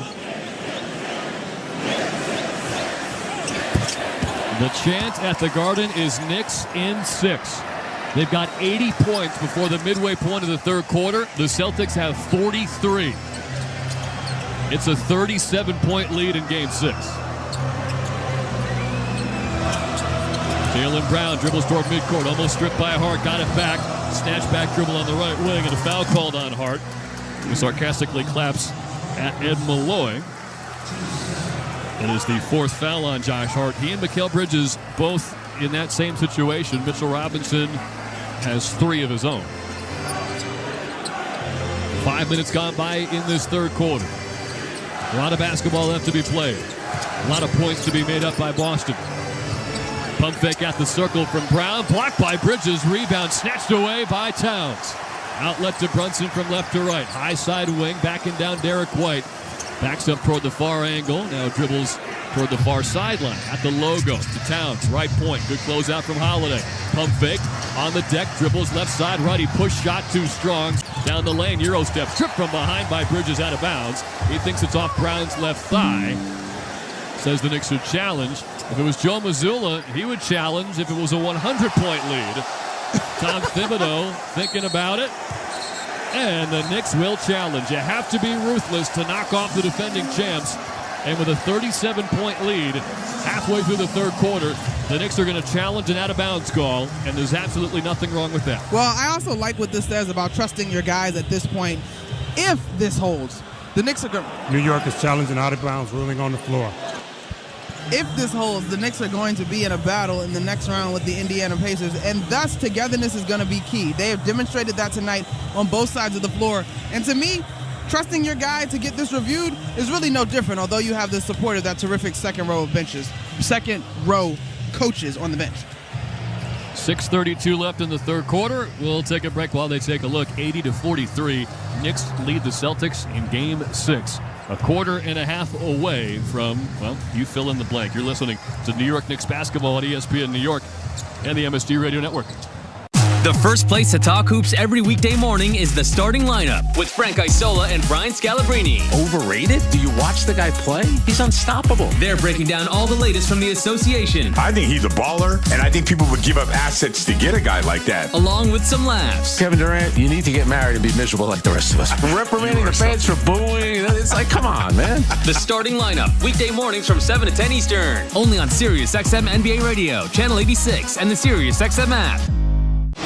Fantasy Sports Radio is helping you win your fantasy leagues right now on Channel 87. Say goodbye, home run Aaron Judge. From in-season fantasy baseball management to helping you prepare for your fantasy football drafts, Fantasy Sports Radio is here to help you dominate. Don't ever take a player that you don't intend to keep all year. Don't do it. It's terrible management. Fantasy Sports Radio, your home for fantasy sports. Channel 87 and on the Sirius XM app. While you're listening to this game on SiriusXM, we're talking about the latest odds and prop bets for this and every game on Sports Grid Radio. The under's minus 125. Heavy juice to the under. Every home run hit and every strikeout thrown can change the line. I can't for the life of me figure out how you can favor a team that never wins, ever. If you're looking for sports talk centered around the latest odds and prop bets for games, races, tournaments, or any sporting event, Sports Grid Radio, SiriusXM, Channel 159. Hey, Jim Rome here. What's cracking? Hi. Hope you're enjoying the game, and when you're not taking in a game, find us on Sirius Channel 161, XM Channel 206. In fact, we'll be there every weekday afternoon, 3 p.m. to 6 p.m. Eastern Time. If you've got something you want to break down from this game, you know where to find us. Just make sure you have it taken, don't suck. Step your game up. That has never changed. In fact, the show has never changed. We're just back home, and it's great to be there. Sirius 161, XM 206. See you there. 6:32 to go in the third quarter of Game 6 at Madison Square Garden. The Knicks lead the Celtics to 43. That's a 37-point lead with a quarter and a half to go. Knicks basketball on ESPN New York is brought to you by Michelob Ultra, official beer sponsor of the New York Knicks. Superior light beer. Celtics will have Pritchard, White, Holiday, Brown, and Horford on the floor. They've not given up yet, high-fiving at midcourt as their title defense is very much on the brink. The Knicks will have their starting five still on the floor. The last two games, this group has played the entire third quarter as Timothy Chalamet is introduced courtside. He's got his cell phone showing toward the video board camera. It's got a big number 6 on it, as in Knicks in 6. Wow, a real fan. There have been some social media photos of him at age 14 waiting in line to get an autograph from Amari Stoudemire. He is as legit as it comes. He was in Boston as well for Game 5.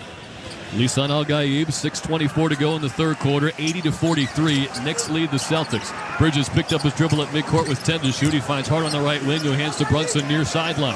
Defended by Horford. He's been cooking them all series. Crosses over, steps back, double team in the lane to Hart. Kick out Towns. Wide open left wing three. Short. Rebound Brown. From right to left go the Celtics in green. Knicks are in white tonight. Horford, rhythm three left wing. That's good over Towns. 80-46 the score.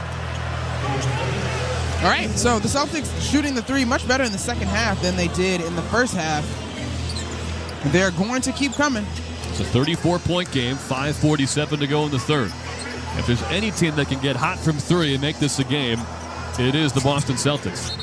Kick ball by Drew Holiday on an entry pass from Anunoby on the near side angle. 5:38 to go in the third.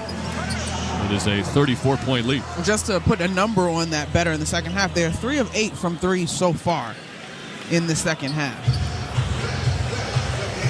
Brunson from the near sideline, inbounds to the right wing for Bridges, catches, turns the corner to the right baseline, but a back down Peyton Pritchard to the near side mid-post, double team from Horford, backs out of it, dishes to it, cutting hard in the lane, kick out far corner, open three, Anunoby, too strong, rebound to Hart, ripped it away from Brown, who gets called for an over-the-back foul. That'll be his fourth, with 5:26 to go in the third.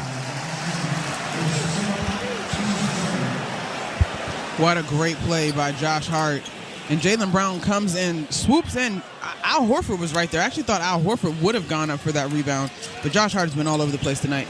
Another great play to get Anunoby open. If OG was hitting his open corner threes, this would be a 50-point lead right now. Brunson left side in the lane, righty flip shot won't go, but he got fouled from behind by Jalen Brown, who quickly picks up his fifth. That is hugely important to this ball game. It almost feels, well, don't get me wrong, I get it. The Celtics' signature is to knock down threes, and they are expecting them to fall in the second half. But the Knicks continuing to put pressure on the Celtics' defense is an outstanding strategy to continue to stay ahead. 5:18 to go in the third. Brunson with 2 free throws to the basket to our right. His first free throw of the game is good. Yes, he's very good at drawing fouls. But among players still active in the postseason, he's not even in the top 5 in percentage of points that are scored at the stripe. He's got 15 points, 6 assists, 5 rebounds. And he's here in the MVP chance again. Would you assess him as someone who gets a superstar whistle? Yes. He gets both free throws, 82-46. Knicks lead the Celtics. It's a 36-point lead, approaching the final 5 minutes of the third. Horford straight on, catch and shoot three, rattles in off a good feed from Brown, who was caught in midair trying to right wing three before it was closed out by Anunoby. Human nature has been a theme that we've heard about in this series. The Knicks need to be mindful not to let human nature slip in this third quarter. Brunson gets caught in the half-court trap, threw it away, but Towns steals an entry feed from Holiday on the other end. Knicks get the ball back. Karl Anthony Towns with his first steal. Brunson to the right corner, marked by Horford. Double team comes from Holiday, dribbles out of it to the right baseline. Bank shot wouldn't go over White. Rebound swatted out of bounds by Brown. 11 still to shoot for the Knicks with 4:39 left in the third. I don't love the pace that the Knicks are playing with offensively. You called it out. The Celtics are beginning to send double teams to make them more uncomfortable. They need to be a little bit sharper in the half court. And now it comes to midcourt for Hart. Up top, Towns faces up on Horford. 5 to shoot, jab step right, pulls up for a long 2. Air ball, he thought he got fouled. Rebound came to Brown, hits the turbo button. Snatch back dribble, right point, left alone, so he'll take a 3 off the heel. Towns with the rebound. There was hesitancy from Brown to take that shot. He's now 3 for 9 from beyond the arc. 4:12 to go in the third quarter. 82-49 Knicks looking to clinch the second-round series in 6 games. Karl Anthony Towns gets called for an elbow offensive foul as he was trying to post up Derek White on the far side baseline. Well, if I can read body language from way up here, the clamp down is really what the issue is. The official is ruling that Karl Anthony Towns' left arm, that he closed ranks so that Derek White's arm was pinned above his, what is that, bicep? Between his bicep and his forearm. I wouldn't know. No? You're such a gym guy, I know. Just the second foul on Karl Anthony Towns, though. A far cry from his foul trouble early in the series. Brown splits a double team down the lane and rises for a righty finger roll. It is 82-51, back to a 31-point game. Hart gets it across midcourt, dribbling at the Knick logo. Picked up his dribble, now finds Anunoby at the near side arc. Hands to Brunson, sets a screen for him, and Brunson is matched up with Horford. To the top of the key, dishes left for Hart. They drop off him. Post up Towns, far side on White. Double team, leans in. Right-hand shot, drops in there at the end of the shot clock. Perfect execution to keep draining time. It's a 33-point lead. This is the most aggressive I feel like Karl Anthony Towns has been as far as scoring in the paint in this postseason. No, I'll give him, I can't remember which game, but I'll give him a game versus Detroit where he was this focused on scoring in the paint. Especially game 3, hit those 2 big three-pointers and that crazy fadeaway. Mm-hmm. That was game 4, actually. Was it 4? They're all running together. They are. What a great series. You hope they continue running together. Knicks beat the Pistons in 6, looking to do the same against the defending champions. Tatum or no Tatum, this would be the surprise of the postseason as Brown leans in and couldn't connect on a shot from the dotted line. Particularly if the Knicks are able to do it in 6. Brunson backs down Brown, near side wing, crossed over to the baseline, steps back at the block, pump fake, leans in, drew a foul, and Brown's out of the game. Will he wave at the video board like Jalen Brunson did the other night? I don't think anybody cares. 84-51, Knicks with the lead, 2:50 left in the third. And this crowd is loving it. What a heads-up play by Jalen Brunson, whose smirk and little wave was all over media after fouling out in Boston. Man, this is what we mean by Jalen Brunson has to be the head of this Knicks. Tyler, I was on Get Up yesterday, and they're like, what's the solution for the Knicks? Jalen Brunson has to play better. It does not mean that he necessarily has to be the leading scorer, but he has to have a deliberate performance, far different than what we saw in Game 5 in Boston. Tonight, as usual, he has answered the call in a resounding fashion. First free throw for Brunson is perfect. Let Ridgewood Savings Bank show you the community banking difference with cutting-edge conveniences and award-winning service. Bank at your local branch from home or on the go. Visit ridgewoodbank.com to find out more. Member FDIC, equal housing lender. It hasn't even been a dominant Brunson game. He's got 18 points now with both of those free throws, and the Knicks are up by 35. Pritchard drives far side baseline. Layup wouldn't go around Hart, and the defense on the perimeter and at the rim has been exceptional for the Knicks tonight. Anunoby on the right wing. He'll step into a 3. Got it! 17 for Anunoby. And the party is on at Madison Square Garden. 89-51 the lead with 2.5 to go before the fourth. 38-point Knick lead. White backs up. Off the dribble 3 from the left wing. Too strong. Anunoby the rebound. And if the party hasn't started in the streets by now, it's not going to be long. I'll be honest. I know my job is to talk, but I'm a little bit without words. I'm surprised. I'm really surprised by this in the best way. Anunoby, right corner 3. Not this time. Long rebound. Brunson off the front rim. It comes to the right wing, and he rattles out a 3-pointer. Tip to the right wing, and Josh Hart wins a 50-50 ball. No surprise. Another try for Anunoby. Good from the right wing. Another Knicks 3. It's a 41-point lead in Game 6. An unbelievable effort from New York. Timeout Boston with 1:49 to go in the third, and the Garden can taste it now. A 48-minute performance is what you wanted. The Knicks are 3/4 of the way there. They have not let their foot off the gas. There has been no slippage. They are getting productivity up and down this roster, and these fans here at the Garden are loving it. You know, tonight, a 36-minute effort might just be enough. Honestly, who would have guessed that? Not me, and not many would have guessed what will be, barring a miracle, the outcome of this series. 92-51, Knicks lead the Celtics with 1:49 to go in the third. Let's pause 10 seconds to allow stations to identify themselves on ESPN New York and the MSD Radio Network. For the best basketball talk every afternoon, don't miss NBA Today with Justin Termini and Eddie Johnson from 4 to 7 Eastern on NBA Radio Channel 86 and the Sirius XM app. 92-51. That's right. The New York Knicks have 92 points here in Game 6 of the Eastern Conference semifinals. The Boston Celtics, with their season on the line, have 51. That adds up to a 41-point lead for New York. And maybe, if this holds up, a long-awaited gift to these long-suffering fans whose blood pressure has been through the roof every second of every playoff game. Maybe a comfortable Friday night at MSG. I would also just add to that, if we were going to give those fans any more comfort, you've got a lead this big, and Jalen Brown just fouled out. He sure did. 20 points for him, 8 of 20 shooting. Celtic ball from right to left. Pritchard at the foul line. Dishes to the far corner for Torrey Craig, who's the man in the game for Brown.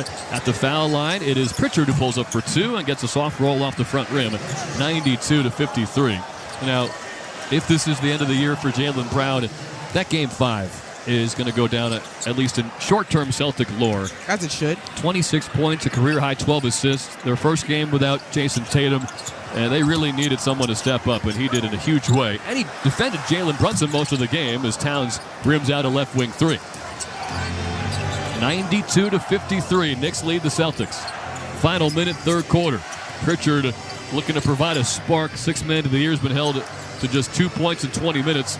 And he just got his first 2 on the last possession. Motors to the right elbow, behind the back dribble, pump fake on Anunoby. 2 steps in the lane and a righty layup is good. Nice play from Pritchard against one of the best defenders in the NBA. It was a really crafty move. It almost looked like something illegal had to happen. Josh Hart, by the way, is 1 assist and 2 points away from his first career playoff triple-double. Which would be fitting in a year where he passed Clyde for triple-doubles in a season. Brunson step back 3, too strong from the top of the arc. Baylor Shireman gets the rebound. Celtics rookie, 30th overall pick. Pritchard in the lane, shuffled to feet, but nails a layup from the left side baseline. And the Knicks will slow things down to run out the clock in the third quarter with the final shot. It's 92-57, so Celtics get a quick 6-0 run from Peyton Pritchard after going up by 41. Fans rise to their feet at Madison Square Garden. Hart, right elbow, in the lane to Anunoby, off his leg, grabs it in the right corner with 2 to shoot. Step back 3, right corner, missed it over Hauser. And the Knicks will go to the fourth quarter in Game 6 with a 35-point lead, 12 minutes away from the Eastern Conference Finals. 92-57. Knicks over the Celtics. New York Knicks basketball on ESPN New York, and the MSG Radio Network continues after this timeout. Spring has finally arrived, and if you think a new central air conditioning system is out of your budget, think again. Sloman's is here to change the game with our Spring Fling sale. We're now offering cutting-edge 18-SEER 2025 refrigerant-compliant R454B systems, expertly installed by our certified technicians, all at the lowest prices of the year. That's right, get started with 0 down, 0 payments, and 0 interest for 18 months. And we're including a comprehensive service plan for the first 5 years with annual system checks to keep your AC running smoothly all summer long. Servicing Nassau, Suffolk, and Queens County. Call Sloman's at 516-932-7000 for your free estimate. But hurry, these cool savings won't last. That's 516-932-7000. 18-month promo period, no payment, no interest, and no down payment offer. The offer is available through a third-party bank. On approved credit, interest is waived if loan is repaid in full during the same as cash period. Terms and conditions apply. You can count on your friends at Ridgewood Savings Bank to show you the community banking difference with cutting-edge conveniences and a century-long tradition of award-winning service. Ridgewood is the financial partner you can count on today, tomorrow, and all the years to come. Whether you prefer to bank at your local neighborhood branch, from home, or on the go, they're always here to help you reach your goals. Let your friends at Ridgewood be the full-service banking partner you can count on to support you in your financial journey. Visit ridgewoodbank.com to find out more. Member FDIC, Equal Housing Lender.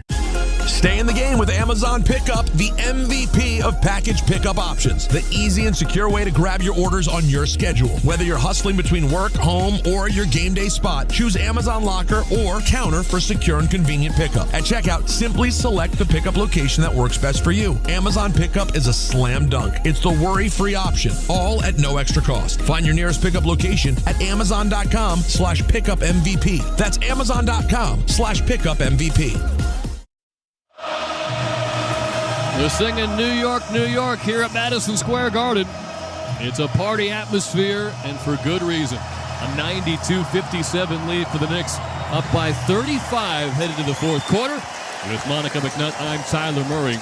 If the Knicks close the deal, they will advance to the Eastern Conference Finals and take on the Indiana Pacers with home court advantage. That brings us to our out-of-town scoreboard, brought to you by Best Trails and Travel. No other games tonight and no games tomorrow. It does make Sunday very, very interesting if the Knicks can win this game in advance. The Denver Nuggets, who the Knicks blew out in both regular season meetings, have a chance to stun the Thunder on the road in Game 7. That's a 3:30 tip to see who advances to play the Minnesota Timberwolves. OKC, even if they do advance, they don't exactly look like the juggernaut we all thought they would be when the playoffs began. So we'll keep an eye on it. That's the out-of-town scoreboard, brought to you by Best Trails and Travel, New York City's premier charter bus company. Visit them today for the ultimate travel experience at besttrailstravel.com. I am surprised a bit by OKC, but I suppose Nikola Jokic, Optimus Dime, as I like to call him, has a way of making people look ordinary. Maybe Chet Holmgren and Isaiah Hartenstein are Megatron. We can workshop that. Torrey Craig passes out of a left wing three to get Bayer Shireman a near corner look, but it's off the front rim. Offensive rebound, Cornette. He'll find an open shooter. That's Craig for three, and he drains it from straight on. And the ball went into the near sideline seats, so whistle blows and play stops. It is Brunson, Bridges, McBride, Hart, and Robinson on the floor. It's a 32-point game. Celtics hoping for their best quarter of the season. They do not have Jalen Brown. He fouled out late in the third. 9-0 Boston run. Right corner three for Josh Hart. In and out. Rebound Cornette. Good driving kick for Bridges to set that one up. The Celtics are trying to play fast. Obviously, the clock is their enemy at this point. Taylor Shireman baseline drive. Banks on the lefty layup as Brunson overcommitted on a near corner closeout. Back to a 30-point game. Now, I certainly would hope if this lead holds that the starters do not finish the ball game on the floor. Well, this 11-0 run has done nothing to change Tom Thibodeau's mind about keeping him out there. That is point made. From 41 down to 30, this Knick lead. Brunson at midcourt taking his time. Drives on Craig left side in the lane. Hits a left-hand layup. He's just too quick for Torrey Craig. And the 11-0 run is over.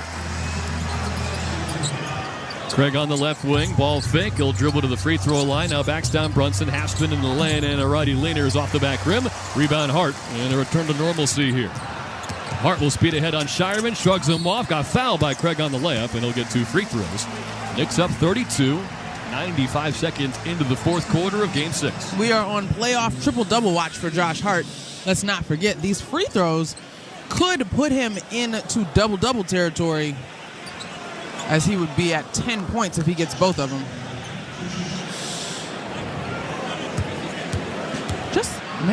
This has been an incredible effort by these New York Knicks tonight. And it really gives you confidence that as high as the pressure was ratcheted up, and as tough as it will be in rounds to come if they do seal the deal, they can handle any scenario, any situation. And when they're at their best, like they have been tonight, nobody can hang with them. And Hart gets both free throws, 96-62. He's one assist away from his first playoff triple-double. Peyton Pritchard across the timeline from right to left. Torrey Craig on the high side. Hart jumping in the air to try to get in the way of a pass to Hauser, but he couldn't get it. Neither could Hauser, though. He airballed a straight on three, wide left, all the way out of bounds. And I know part of me is already sort of looking forward. Again, we continue to be professional and say if this holds, which we expected to at this point, barring something spectacular happening by the Celtics. But it does beg the question about the rate at which the Celtics shoot the three in the postseason and last year's run to the title, quite frankly. Josh Hart, right wing, dribbles to the foul line, kicks out to Bridges, right corner, nails a three, and Josh Hart gets the assist for his first playoff triple-double.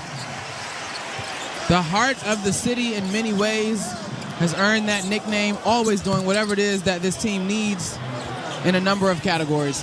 Shireman answers with a left side tray. 99-65 Knicks. Honestly, just quit now. I'm not sure what audio we're picking up. That is called the crowd mic, Monica. Oh, nice. Thank you. And a nearby fan is yelling at the Celtics to quit. They will never do that. The Knicks wouldn't do the same if the roles were reversed. As Bridges, it's a step back foul line J. Mikal Bridges always seems to answer the bell. 19 points for him in what some thought was a must-win Game 6 for the Knicks. Pritchard step back left wing three, nailed it over McBride, who's upset with giving up that bucket, even though it's 101-68 with 9 minutes to go. We continue to talk about the complete 48-minute performance. And so, yes, the score is one thing, but staying locked in for the duration of this ballgame is another challenge, and I think that's the one that the Knicks are more focused on. OG Anunoby about to check into the game. Bridges had it poked away at midcourt by Cornette, but gets across the timeline, dishes left to a wide-open Deuce McBride. He'll take a three from the wing. It's off the back rim. Offensive rebound, Robinson. Second try for McBride. No, he passed it inside to Hart. To the right corner for Brunson, and he hits the three. Timeout, Joe Mazzulla. He hasn't officially waved the white flag, but reality sinking in for Boston. It is 104-68. Knicks lead the Celtics by 36 with 8.5 to go in Game 6. 21 assists on 36 made field goals. This team is doing a great job of moving the basketball, playing off of one another. It has been a spectacular performance, one for the books for sure. We'll take a break. Fourth quarter action continues next. Knicks in control. 8 minutes and 22 seconds away from advancing to round 3. You're listening to New York Knicks basketball on ESPN New York and the MSG Radio Network. The first place to talk hoops every weekday morning is the starting lineup with Frank Isola and Brian Scalabrine. Overrated? Do you watch the guy play? He's unstoppable. They're breaking down all the latest from the association. I think he's a baller, and I think people would give up assets to get a guy like that. Along with some laughs. Kevin Durant, you need to get married and be miserable like the rest of us. Reprimanding the fans for booing. It's like, come on, man. The starting lineup, weekday mornings from 7 to 10 Eastern. Only on SiriusXM NBA Radio, Channel 86, and the SiriusXM app. Fantasy Sports Radio is helping you win your fantasy leagues right now on Channel 87. Say goodbye, home run Aaron Judge. From in-season fantasy baseball management to helping you prepare for your fantasy football drafts, Fantasy Sports Radio is here to help you dominate. Don't ever take a player that you don't intend to keep all year. Don't do it. It's terrible management. Fantasy Sports Radio, your home for fantasy sports. Channel 87 and on the SiriusXM app.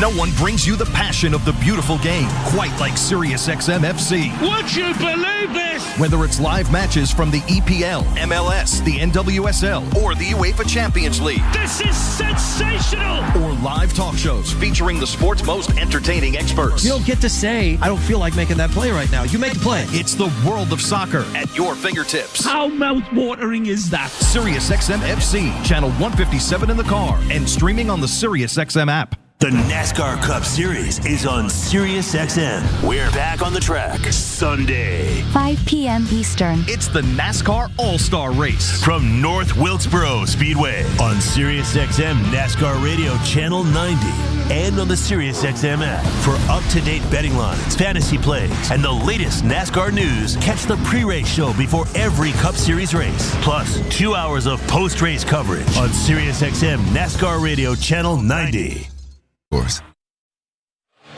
104-68 the score. Knicks lead the Celtics, 8:22 to go in the fourth. How about this? Ice Spice and Sauce Gardner are here. Could whip up quite a recipe with those two. That actually got you, all right? That is, it's so Tyler. This is what I'm so excited for the world to be able to enjoy on Instagram. Okay, that's Monica McNutt. I'm Tyler Murray. Do not follow me on Instagram. I guarantee no interesting content. This has been an interesting game. It's a 104-68 Knicks lead with 8:22 to go in the fourth. And impressively, despite the Knicks' efforts, they have not fully taken the well from Boston, but in many ways they've ripped their hearts out tonight because the Celtics, they had to feel as if a win here in Game 6 would have given them as good a chance as any to pull it off in Game 7 Monday. But this was actually the first time all series that the Knicks were actually favored to win, and so far they have lived up to those expectations. It seems like only yesterday, but also forever ago, that the Knicks were not favored at all in this series.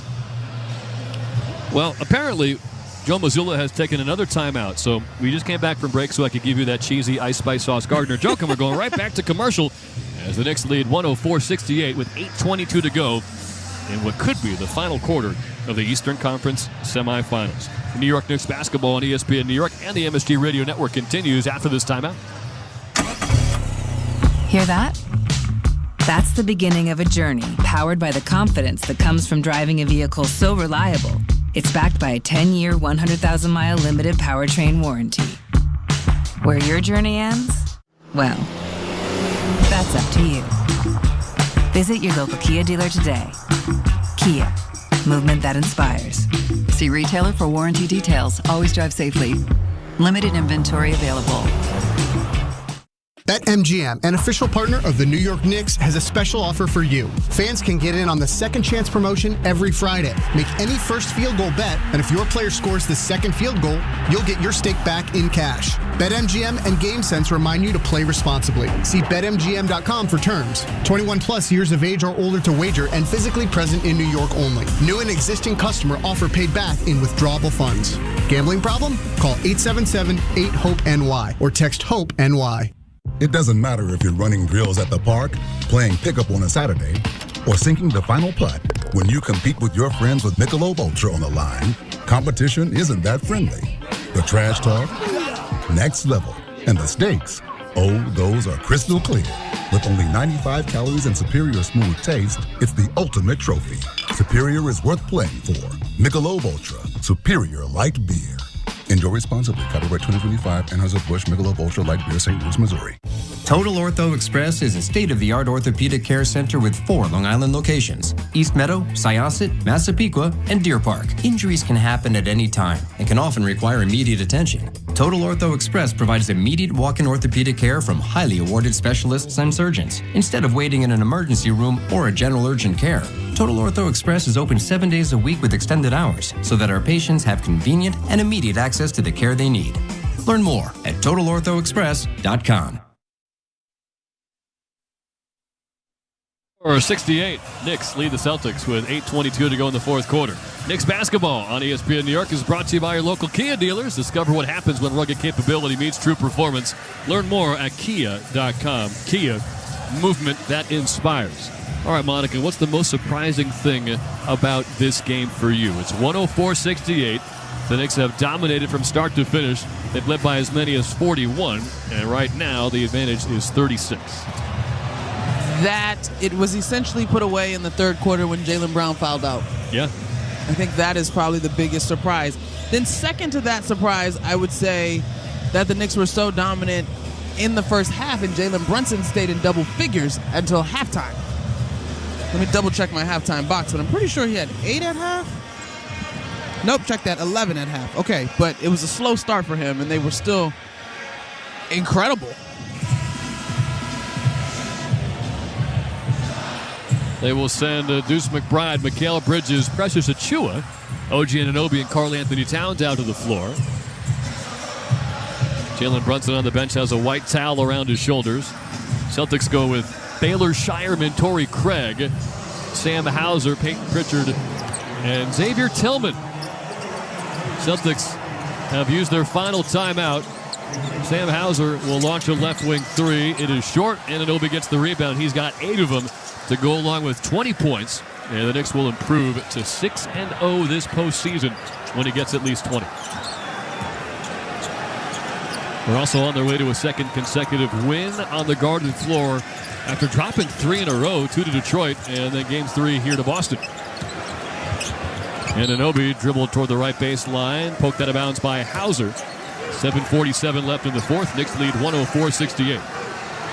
You've got 21 from Towns, 23 from Brunson, 20 from Anunoby, 19 from Bridges, And the first playoff triple-double from Josh Hart. That's an incredible accomplishment for Josh Hart. Bridges misses a right corner three. The last Knick to have a playoff triple-double was Clyde in the 1972 finals. Unbelievable. Game 1 versus the Lakers. And so Hart joins Walt Clyde Frazier and Dick McGuire, and he's the third Knick to do that. They're cheering for P.J. Tucker here at MSG. Which I think would be appropriate. Pritchard slips inside and nails a mid-range jumper. 104-70 with 7:20 to go. And you hear so much about how he improved the toughness and just mentality of this team. And even simple things like defensive communication since the Knicks picked him up. Yeah, and you know, the Knicks have a roster of really nice guys, right? And sometimes in sport, there's a little bit of adversity. Somebody's got to be a little gritty, maybe a little nasty on occasion as OG Anunoby hits a three from the top of the key. And PJ Tucker just made it comfortable to hold one another accountable in real time and to say something. Anunoby is 3 of 6 from downtown since missing 6 of his first 7. Sam Hauser on the other end has a chance at a 4-point play, a 3 from the top of the arc. And then he got bumped by McBride. So it's 107-73, a 34-point Knick lead with 6:52 to go in the fourth and a free throw coming for Hauser.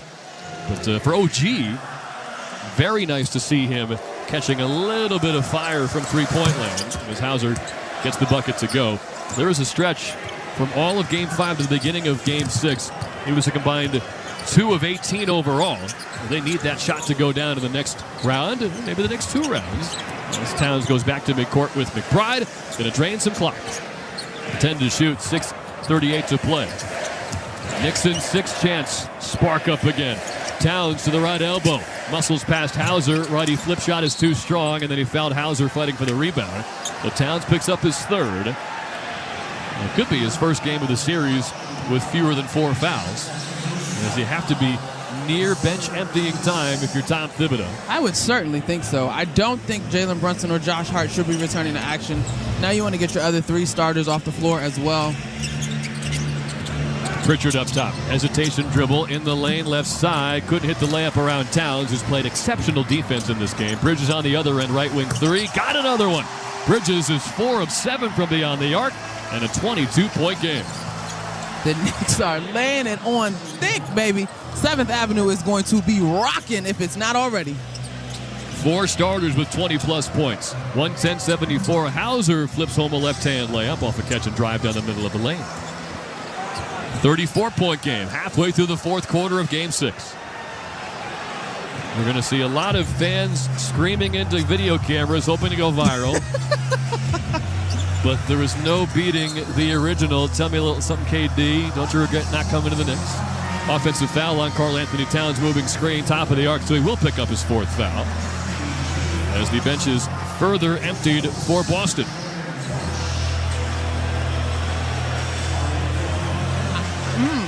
Okay, we're rapidly approaching the 5-minute mark on the orange and blue sideline. Jordan Walsh and J.D. Davidson have checked in for the Celtics. Davidson hit a 3 in Wednesday's Game 5. Torrey Craig up top. He will hand to Baylor Shireman. Dribble was stonewalled by Anunoby in the far corner. Now Craig behind the back dribble right wing. Back to Shireman. Pump fake at the logo is successful. Anunoby bit on it. But then the reload 3 from Shireman missed short. Rebound Towns. Outlet to McBride.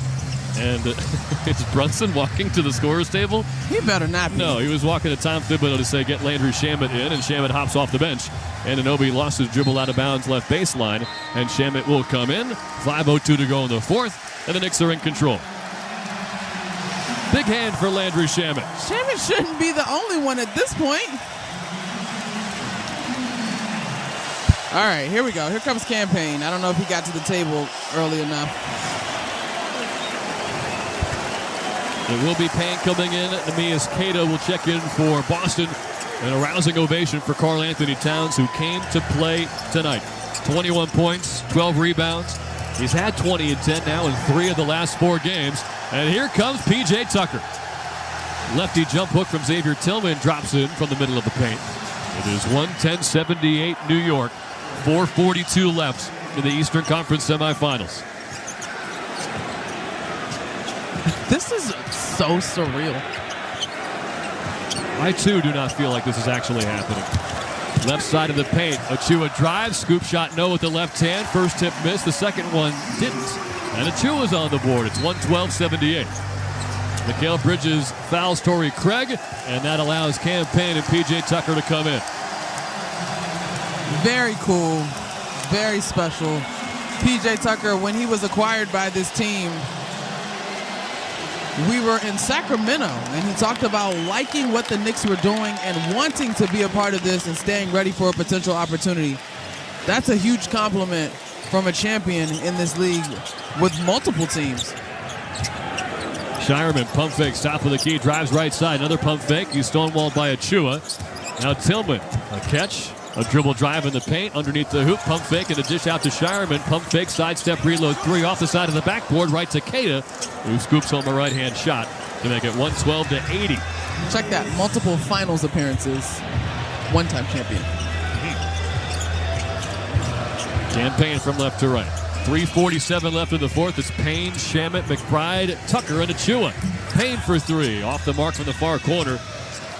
It's a party atmosphere right now, but if you get Campaign a little bit of a rhythm from downtown, that can certainly help this bench unit heading to the Eastern Conference Finals, which, yes, the Knicks will appear in for the first time since the year 2000. This crowd reacted to the defensive effort one-on-one by P.J. Tucker coming up with that stop. Deuce McBride already hearing his name chanted as he dribbles toward the left wing. Jordan Walsh forced him back. Now to the top of the circle, McBride, pocket pass to Achua. Righty push shot for the dotted line is hard off the glass. And J.D. Davidson will bring it up the other way with 3 minutes to go. Davidson to the near elbow, puts a shoulder into Payne and didn't get the roll on a floater from the middle of the paint.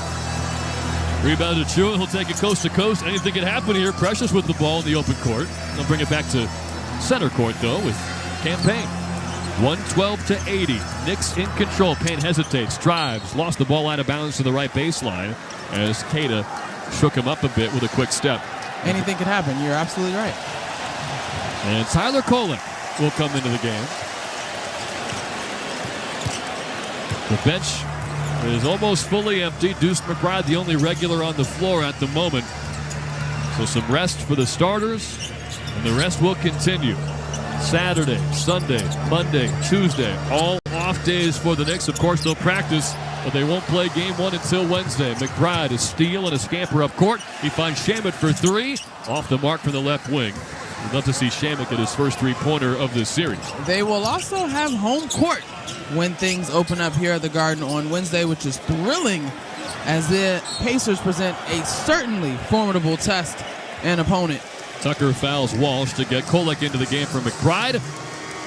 Knicks 112, Celtics 80, a 32-point lead with 2 minutes to go. You know what I keep thinking about, Monica? Tell me. February 23rd in Boston. Yeah. Sunday afternoon, 1 o'clock game. The Knicks have been blown out twice by the Celtics. They were trying to make a statement. They got blown out again. Yep. And you started to wonder, as these two teams are solidified in the 2-3 matchup, what would it look like when they squared off in the playoffs? I started to wonder. I think you and I were sitting post-game and asked, could anybody beat the Celtics? I was asking, could the Knicks beat the Celtics? But they figured out over those 2 months exactly how good they could be when everything was moving in the right direction, and how good they could be on defense with Mitchell Robinson in the fold. The matchup between Robinson and Porzingis was hampered with that illness all series. Hard to imagine a more important matchup being won anywhere else on the court than Robinson over Porzingis. Davidson got fouled, made the first free throw, missed the second. Nixon, 6 chance start up again as Tillman off the offensive rebound misfires on the left wing three. Rebound was lost out of bounds by Keita. And the Knicks will take over. 1:49 to go in Game 6. They're up by 31.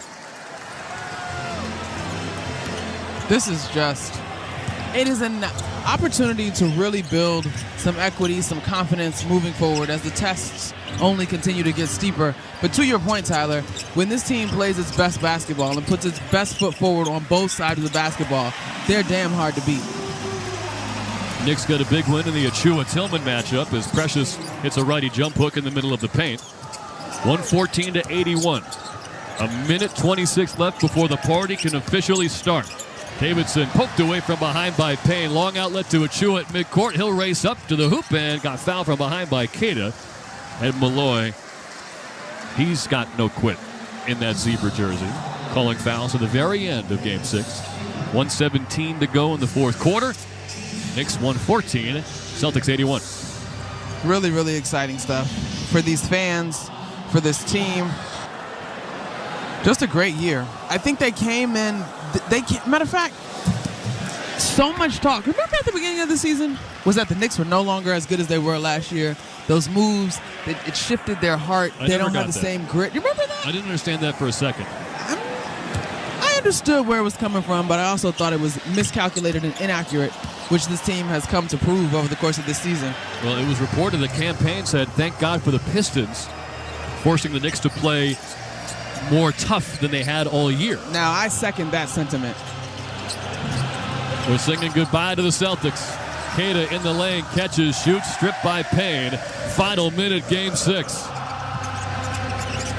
A long-awaited, relaxing Knick win. Tyler Kolek hits a three from the right wing, and he waves goodbye to the Celtics. 49 seconds left. It's a 38-point lead. 6 players into double figures, 20 points off of your bench, a 46% night from the field, and stifling the Celtics offense.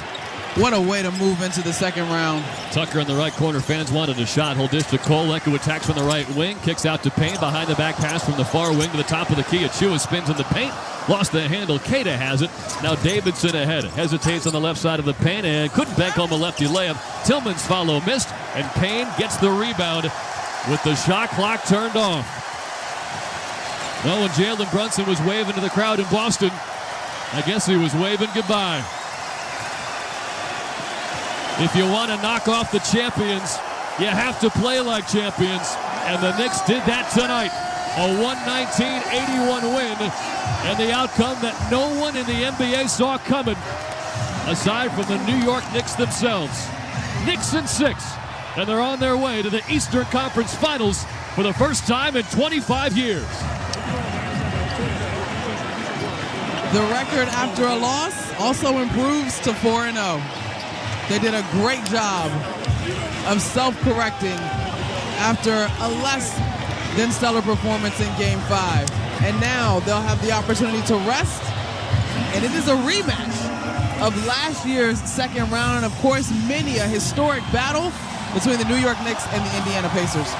119-81, the final score. It's been 26 years since the Knicks have clinched a playoff series at home. And forgive me, Monica, but tonight we're going to party like it's 1999. They answered every question that fans, media, and anyone around the NBA had of them. Would they wilt under the pressure of what wasn't a must-win, but probably a can't-lose Game 6? Not only did they not wilt, they dominated. 7th and 8th Avenue are jammed.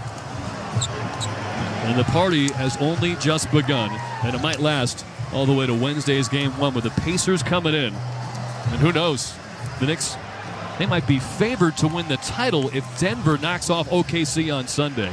The sky is the limit for this Knicks team right now. This is incredible.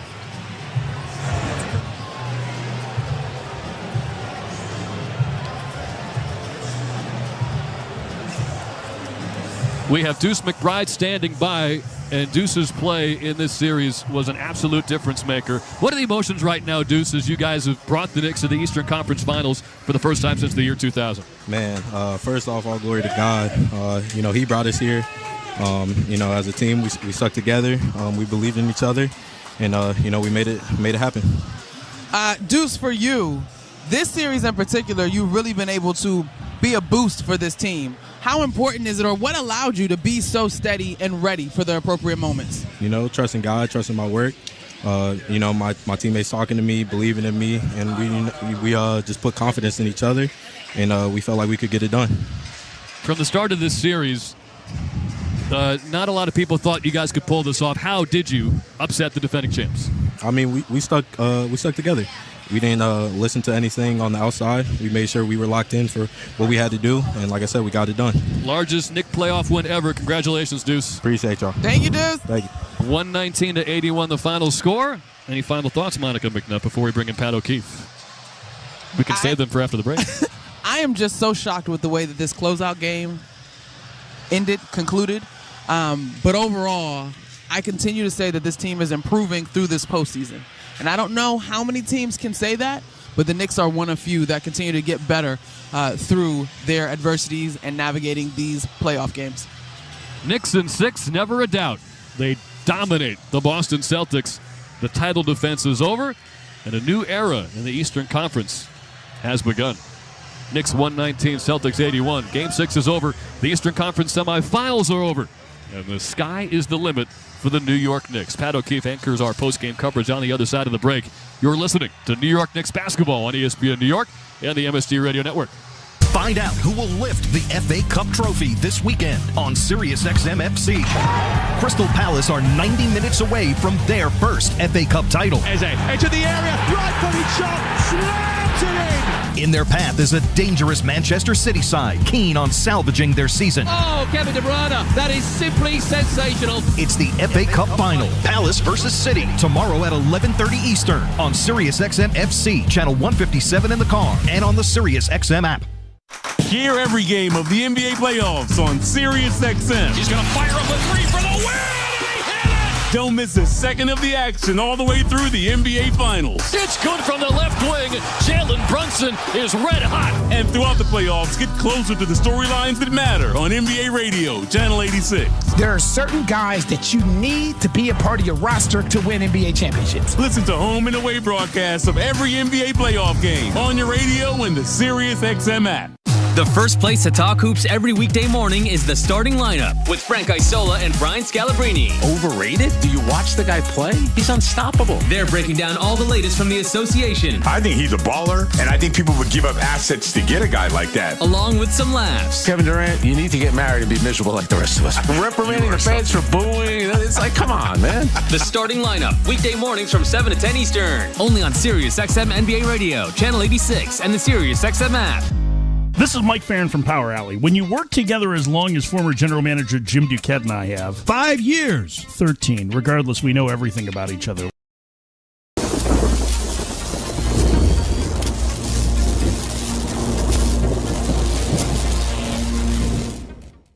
Hey, you. Yeah, you.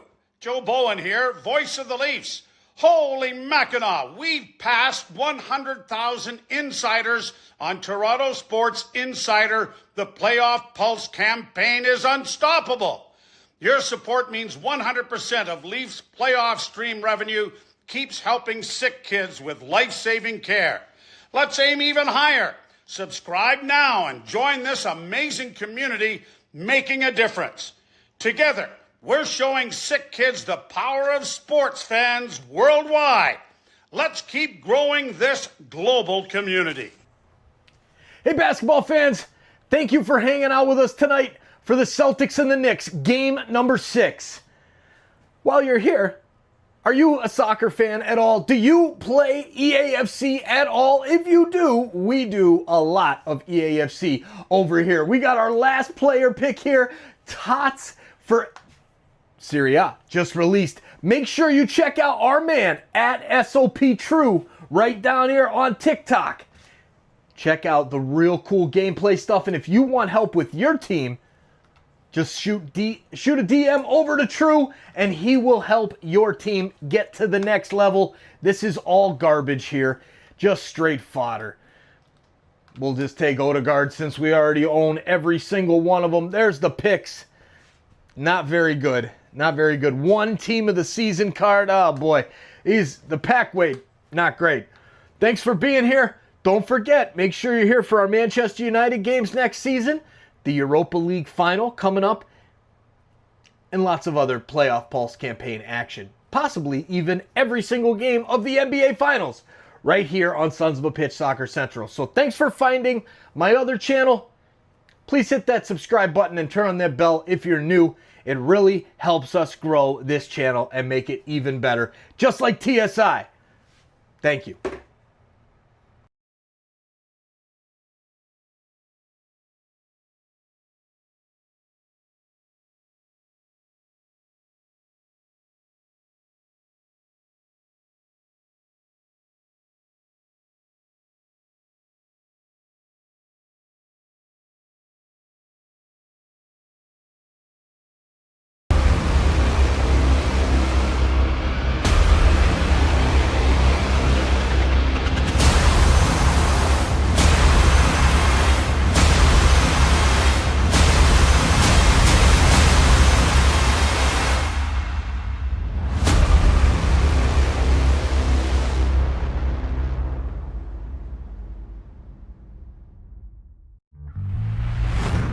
To every child and family who've needed us since 1875, and all who support us, our hospital needs no introduction.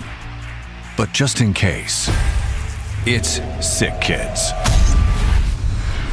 And it's our 150th birthday. Our mission has always been healthier children, a better world. The first children's hospital in Canada, SickKids. Pasteurizing milk to prevent disease 30 years before it was mandatory.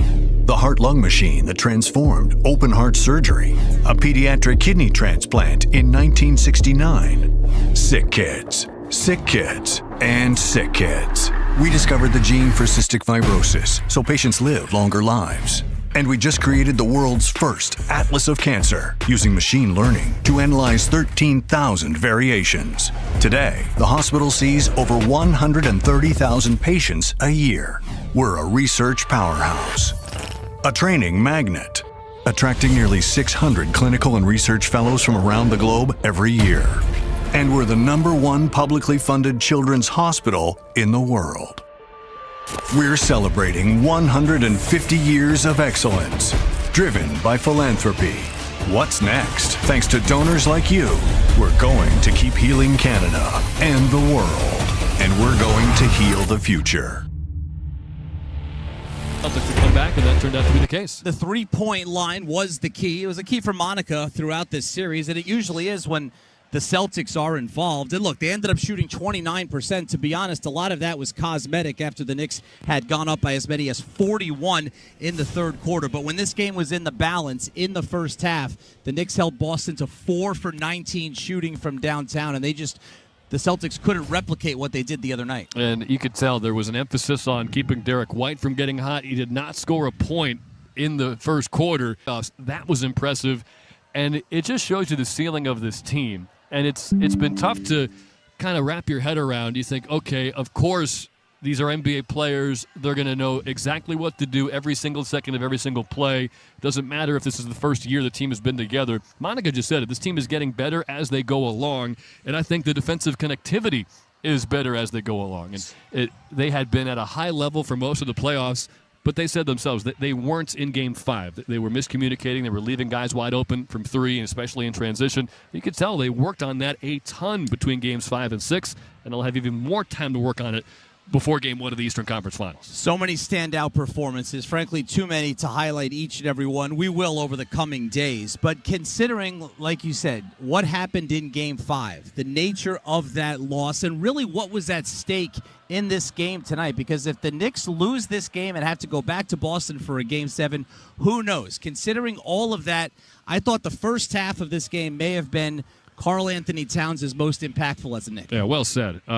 Being able to attack the rim, you could tell he was taking threes that weren't really good shots, but it was obvious they wanted to get him going, and even though he missed 5 of his 6 threes, that at least forced harder closeouts from the Celtics. And I think what we saw from day one with Cat is that if you close out too hard, he'll take 2 long strides and get right to the basket, and that's how he got most of his 21 points. And you talk about the Game 5 vibe. I felt more annoyed that the Knicks lost that game than fear or anxiety or, oh no, what could happen? And I don't know why. Usually I get very anxious about potential blown leads or losses to the Celtics, but I think it just goes to show how much confidence we've built up in this Knicks team, that they will continue to be one of the best teams in the NBA after a loss. And Karl Anthony Towns and Jalen Brunson, they're superstars because they almost never seem to have multiple bad games in a row, and Towns just would not let that happen. Same with Brunson as he finished with 23 points, a balanced effort for the Knicks. So let's spin this forward a little bit and first, for the first time, talk about the Eastern Conference Finals. That's fun. Knicks-Pacers, we've seen that before. The last time the Knicks closed out a series here at the Garden was in '99 in the Eastern Conference Finals against the Indiana Pacers. Obviously, they met last year. Right here, Knicks lost in a Game 7. But the fact of the matter is, and yeah, there's still a Game 7 out west, but there will be 4 teams remaining vying for that NBA championship. The Knicks are one of them, and it has been a steady climb in the Leon Rose, Tom Thibodeau era, and this is a level that throughout much of the season, because of how good the Celtics were, and how good the Cavaliers were, I think a lot of people had kind of already written off the Knicks like, well, maybe that's not in the cards for them this year. Well, guess what? The Celtics are done, the Cavs are done, and the Knicks are in and has home court advantage of the Eastern Conference Finals. That's why you play the games. You just never know how things are going to shake out. And the Cavs really threw a wrench in the Knicks' plans. They thought, okay, we can be the second-best team in the Eastern Conference and then hopefully play the Celtics in the conference finals. And I think what made parts of this year frustrating for the fan base is like,